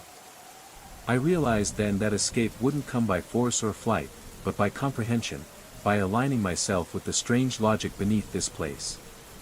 The symbols held the key, the path through the void between moments. Each step I took was guided by an unseen hand, weaving through the labyrinthine folds of yesterday's memory. As I moved deeper into the expanding room, visions flickered in the mist, faces from lost eras, laughter, and sorrow intertwined like threads of a tapestry unraveling. The hotel was more than bricks and mortar. It was a living archive of forgotten souls, a vessel of moments suspended between breath and heartbeat, forever echoing in the silence. My heartbeat slowed, sinking with the rhythm pulsing from the floor beneath me. The weight of fear lifted, replaced by a fragile clarity. To return to the present, to truly be free, I had to surrender my hold on time's linear chains, to become part of the flow that bound past, present, and future. A final note appeared, shimmering on the mist like a whisper carried on the wind, "Welcome home, traveler. The journey beyond begins where time ends."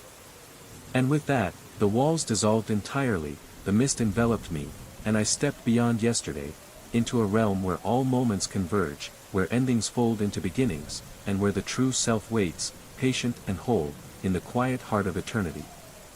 The salty wind whipped against the exposed metal as I climbed the rusted stairwell, each creak and groan a reminder of the structure's slow decay. The sun cast long shadows through broken windows, illuminating dust motes that danced like tiny ghosts in the air. At night, the lighthouse seemed to breathe with an eerie rhythm, the faint sound of waves blending with whispers that I told myself were just the wind. On the fourth night, I stayed late to finish sealing a crack near the base of the lens room. The sky was a tapestry of stars, cold and distant. As I worked, the tools around me began to hum with a low metallic resonance, as if the rust itself was singing an ancient dirge. The sound grew louder, twisting into a melody that tugged at the edges of my mind, weaving through my thoughts with a hypnotic insistence. I paused, the trowel in my hand trembling. The shadows in the corners thickened, and the air grew dense with the scent of brine and something else, something earthy and faintly sweet, like forgotten flowers decaying beneath the sea. A chill settled deep in my bones, unrelated to the ocean breeze. Suddenly, from the darkness above, I heard it, the lighthouse keeper's footsteps. Slow, deliberate, pacing the metal catwalk that circled the lens room. I spun around, flashlight cutting through the gloom, but the platform was empty, just peeling paint and rusted railings. A voice whispered then, barely audible, yet unmistakably human, speaking in a language I couldn't understand but felt in my bones. The whispers became clearer, carrying warnings and lamentations, stories of lives lost at sea, of unfinished tasks and broken promises tethered to this crumbling beacon. The rotating mechanism began to move, creaking to life after decades of silence. The light flared weakly, casting fractured beams that stretched into the night like fingers searching for salvation. The wind howled through the tower's hollow spine, and I realized I was no longer alone. The past had found me. The keeper's unfinished business wasn't just a metaphor, it was a call, an invitation to complete a cycle that had long been abandoned. And I was trapped within its haunting song, a guardian of memories suspended between waves and time, forced to confront the shadows that the lighthouse had carried for nearly a century. The afternoon sun dipped low, casting long shadows that seemed to crawl along the weathered walls. The lighthouse, once a proud sentinel guiding sailors safely through stormy seas, now whispered secrets in the language of creaks and rattles. Every vibration through the iron stairs felt like a pulse, an echo of a presence long gone, yet never fully departed. That evening, as I worked to replace corroded bolts on the rotating mechanism, the metallic tapping returned, now rhythmically synchronized with my heartbeat. The air grew heavy, laden with the scent of salt and something darker, an ancient musk like the sea had carried it in its depths for centuries. I glanced toward the narrow windows, where shadows moved unnaturally, stretching and bending as if alive. When the last rays of daylight faded, the lighthouse transformed. The dull glow from my flashlight seemed swallowed by an oppressive darkness that pulsed with life. The rotating beacon flickered to life unbidden, sending fractured beams of light into the night. A haunting melody, faint but unmistakable, rose from the depths of the tower, like a mournful song carried on the wind. I followed the sound, ascending the spiral staircase with trembling hands. On the landing, I found an old oil lantern flickering in the corner, its flame dancing despite no breeze. The shadows around it twisted, shaping themselves into indistinct forms that whispered stories of mariners lost, of storms that swallowed ships whole, and keepers who had vanished without trace. A chill gripped my spine as a cold breath swept past me, carrying whispers in a language I could not understand but felt resonate within my very soul. The lighthouse was alive, not with life as I knew it, but with memory and sorrow, an eternal vigil of lost hope and unfulfilled duty. I realized then that my task was not merely restoration of stone and metal, but a communion with the past. The lighthouse kept its secrets well, but it also kept its promise, to be a beacon, even for those lost between worlds. And now, I was bound to its watch, a guardian of memories drifting between the crashing waves and the endless sky. The words echoed in my mind as I stared at the mysterious gear. It was no longer just a piece of metal, it was a symbol, a key to a ritual that kept something at bay.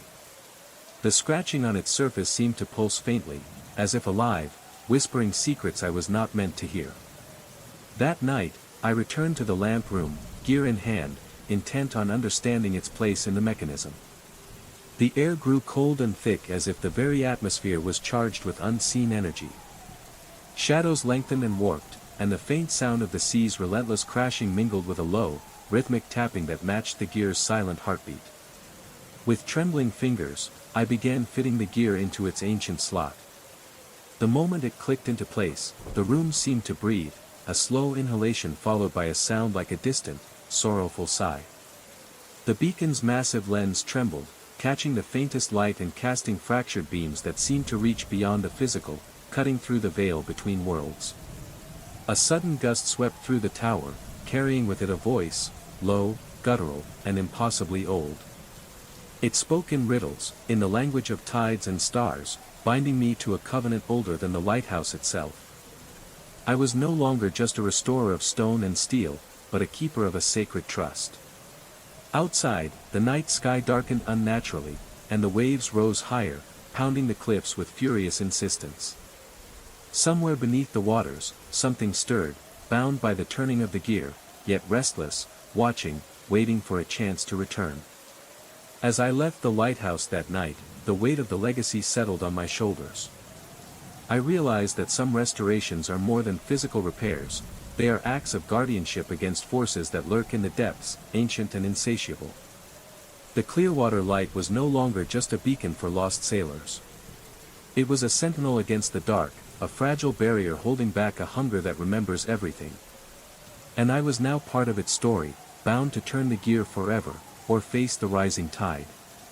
The tools stopped their frantic dance as if sensing the truth had finally dawned on me. The room grew unbearably silent, save for the slow, grinding creak of the massive gear turning, a sound that seemed to echo through the very bones of the lighthouse. My heart hammered a desperate rhythm as the shadow in the gulf swelled, coalescing into a monstrous shape whose eyes gleamed with an ancient, cold hunger.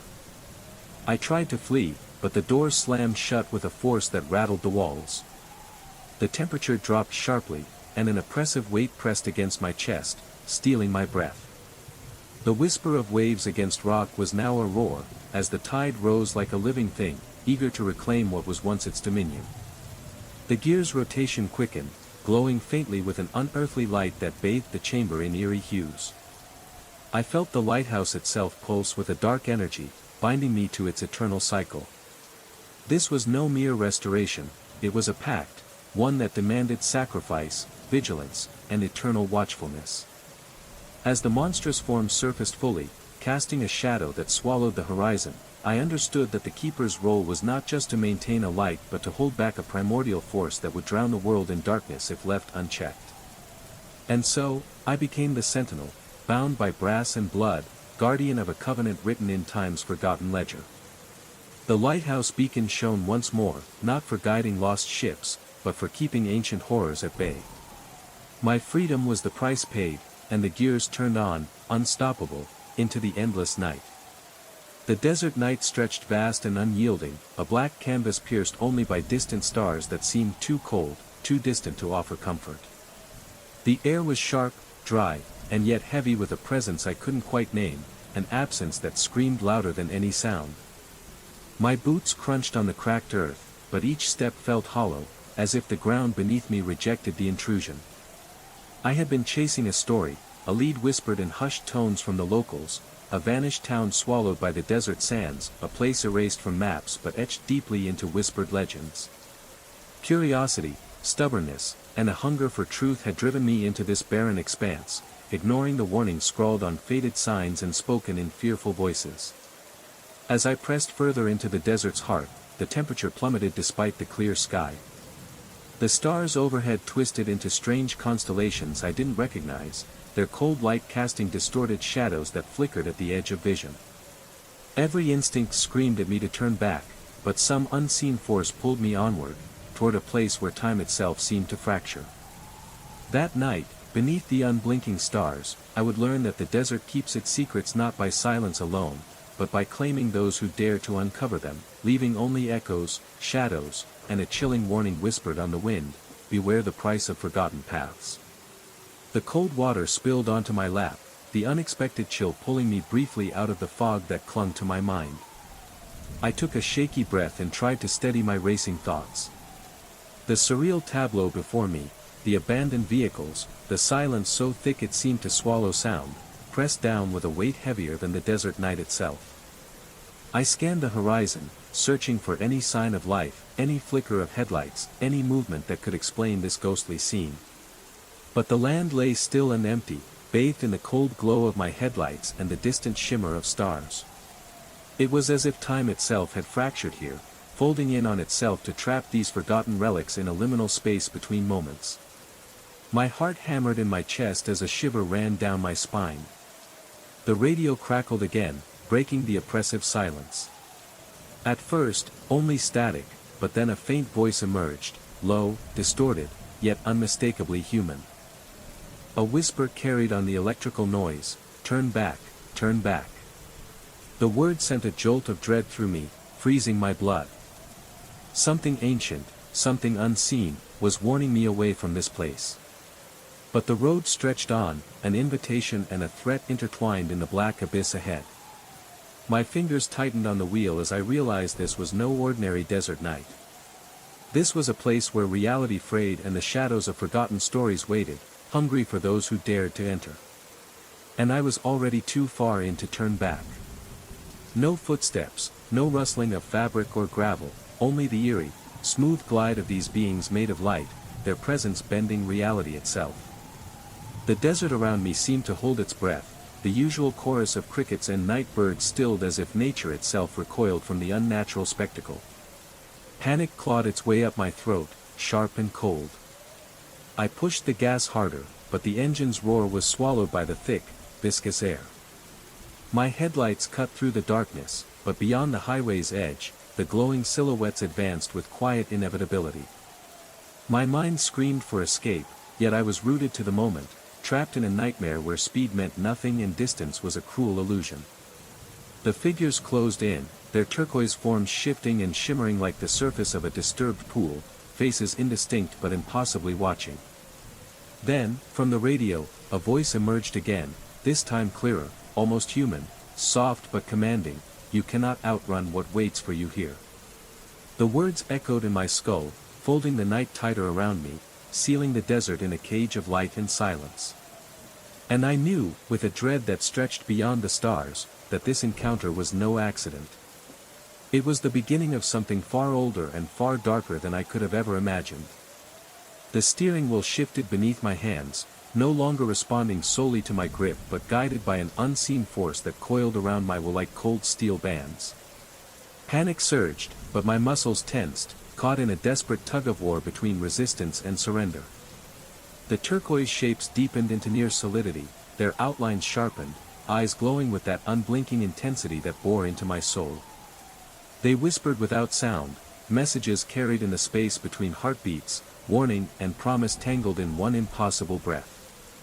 My headlights sliced through the dense formation of spectral vehicles, and in their eerie glow, I glimpsed figures standing by the roadside, too still, too expectant.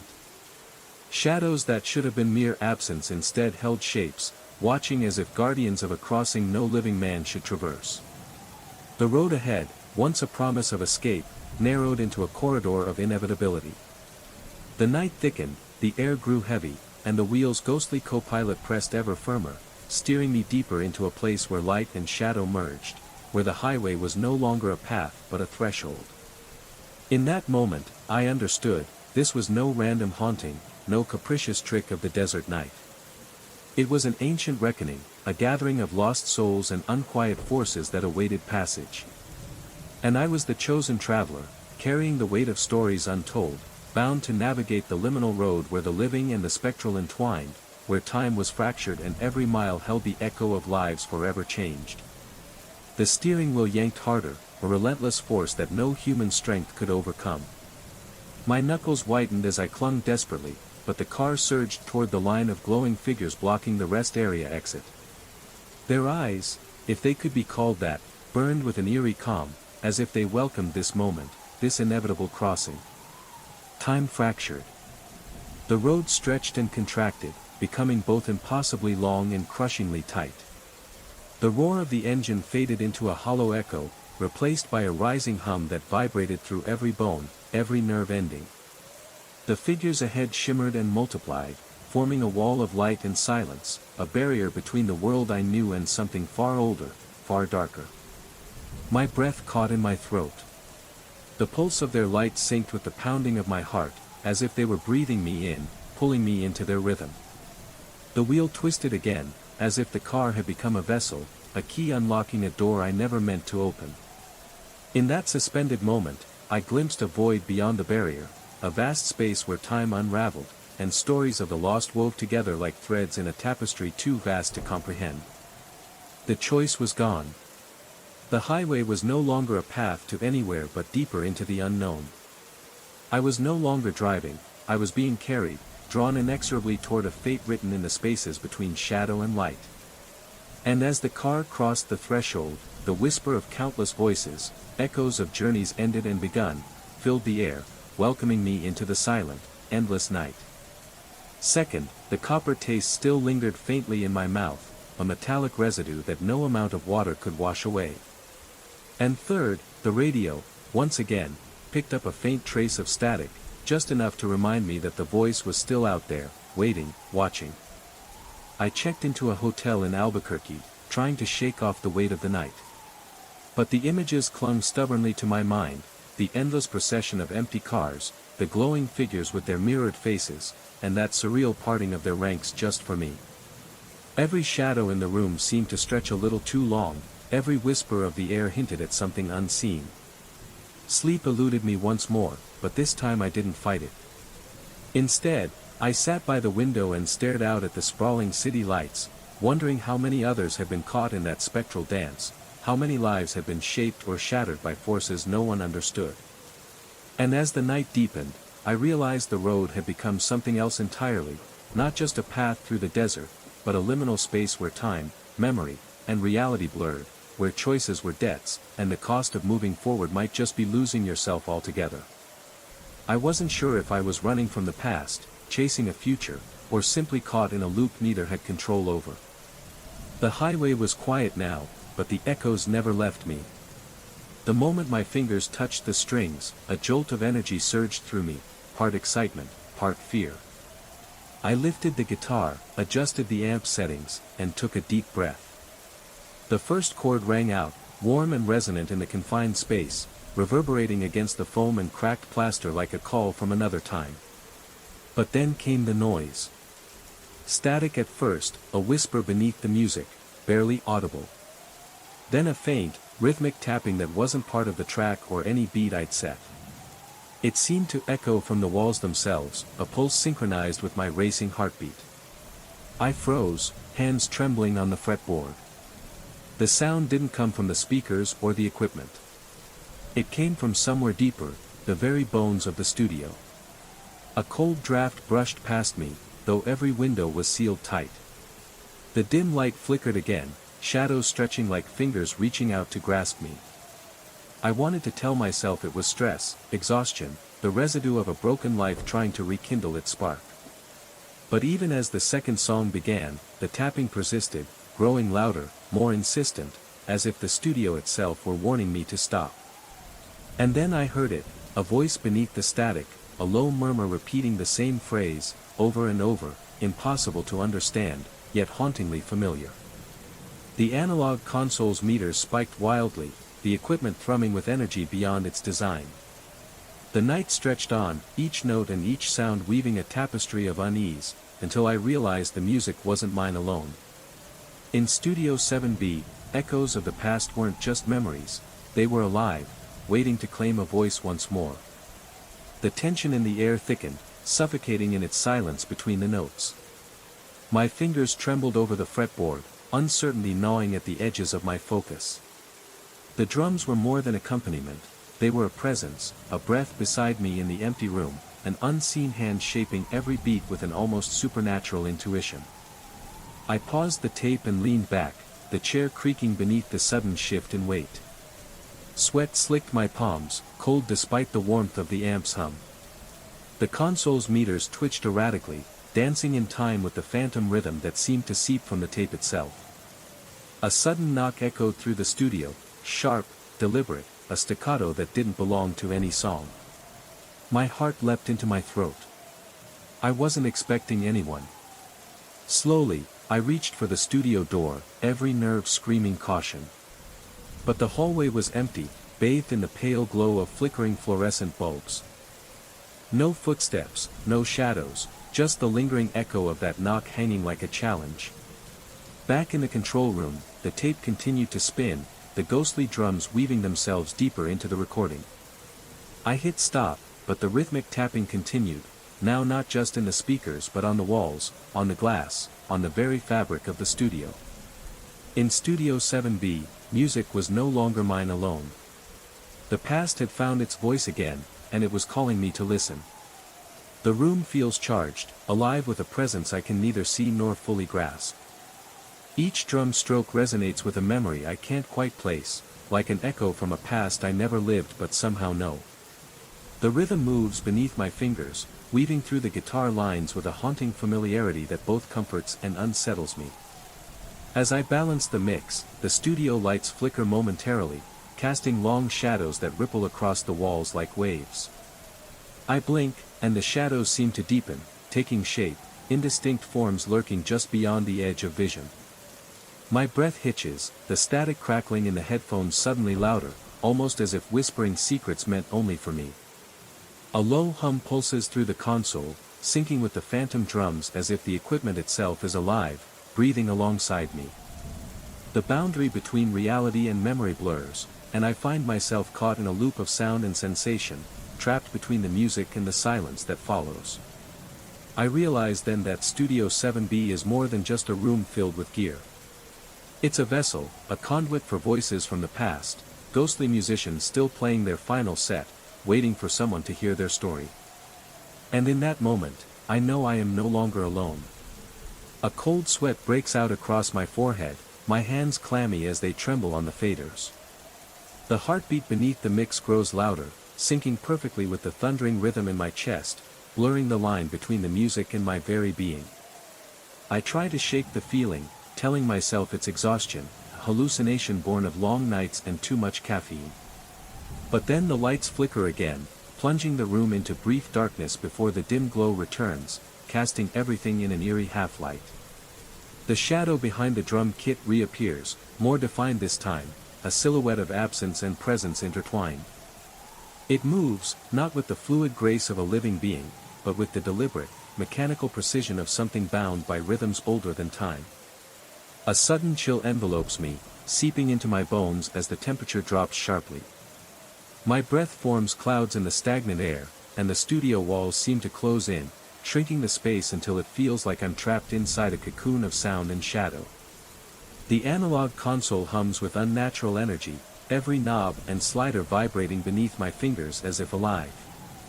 I force myself to rise from the chair, hands clutching the edge of the console for balance. Step by slow step, I move toward the door, only to find it sealed, unyielding against my trembling push. The whispers begin then, soft, unintelligible at first, swelling into a chorus that seems to emerge from the very walls. Voices layered with sorrow and longing, memories of music never fully played, notes lost between breaths. Caught between fear and fascination, I realize this place is no mere studio. It is a vessel for souls bound to their unfinished symphonies, a liminal space where the past clings to the present in a haunting dance. And tonight, I am both the player and the witness, the instrument and the audience to a song that will never truly end. The cold morning air greets me as I step outside, the first real breath of freedom after hours locked within the studio's claustrophobic embrace.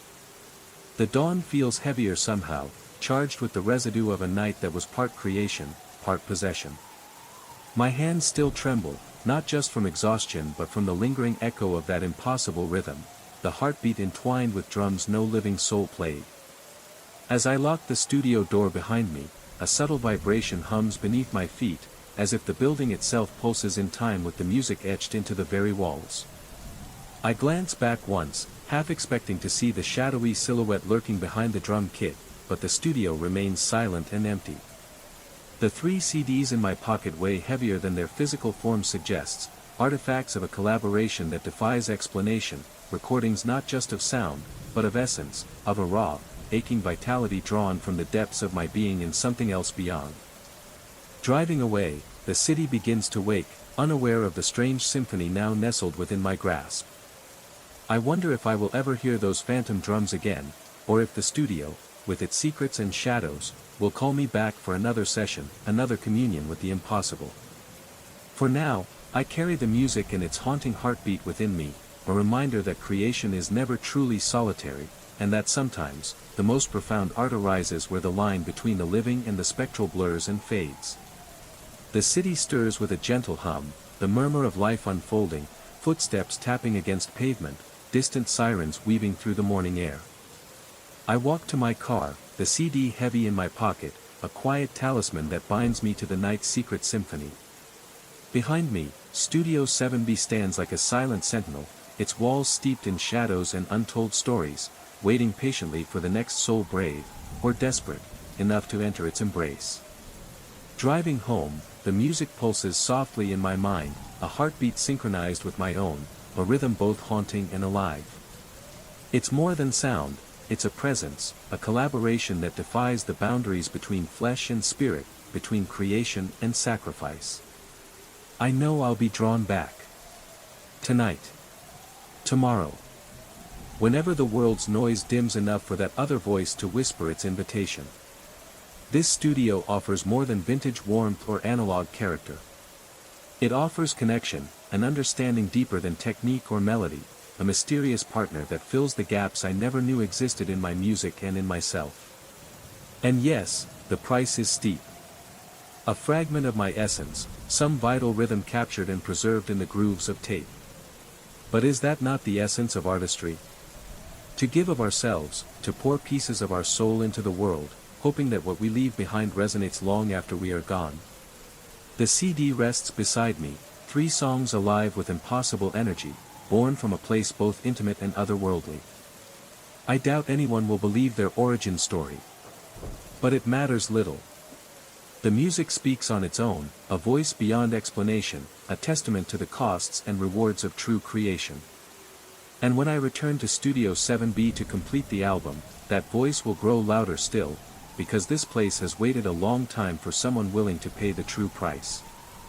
Someone like me. And now, I am ready.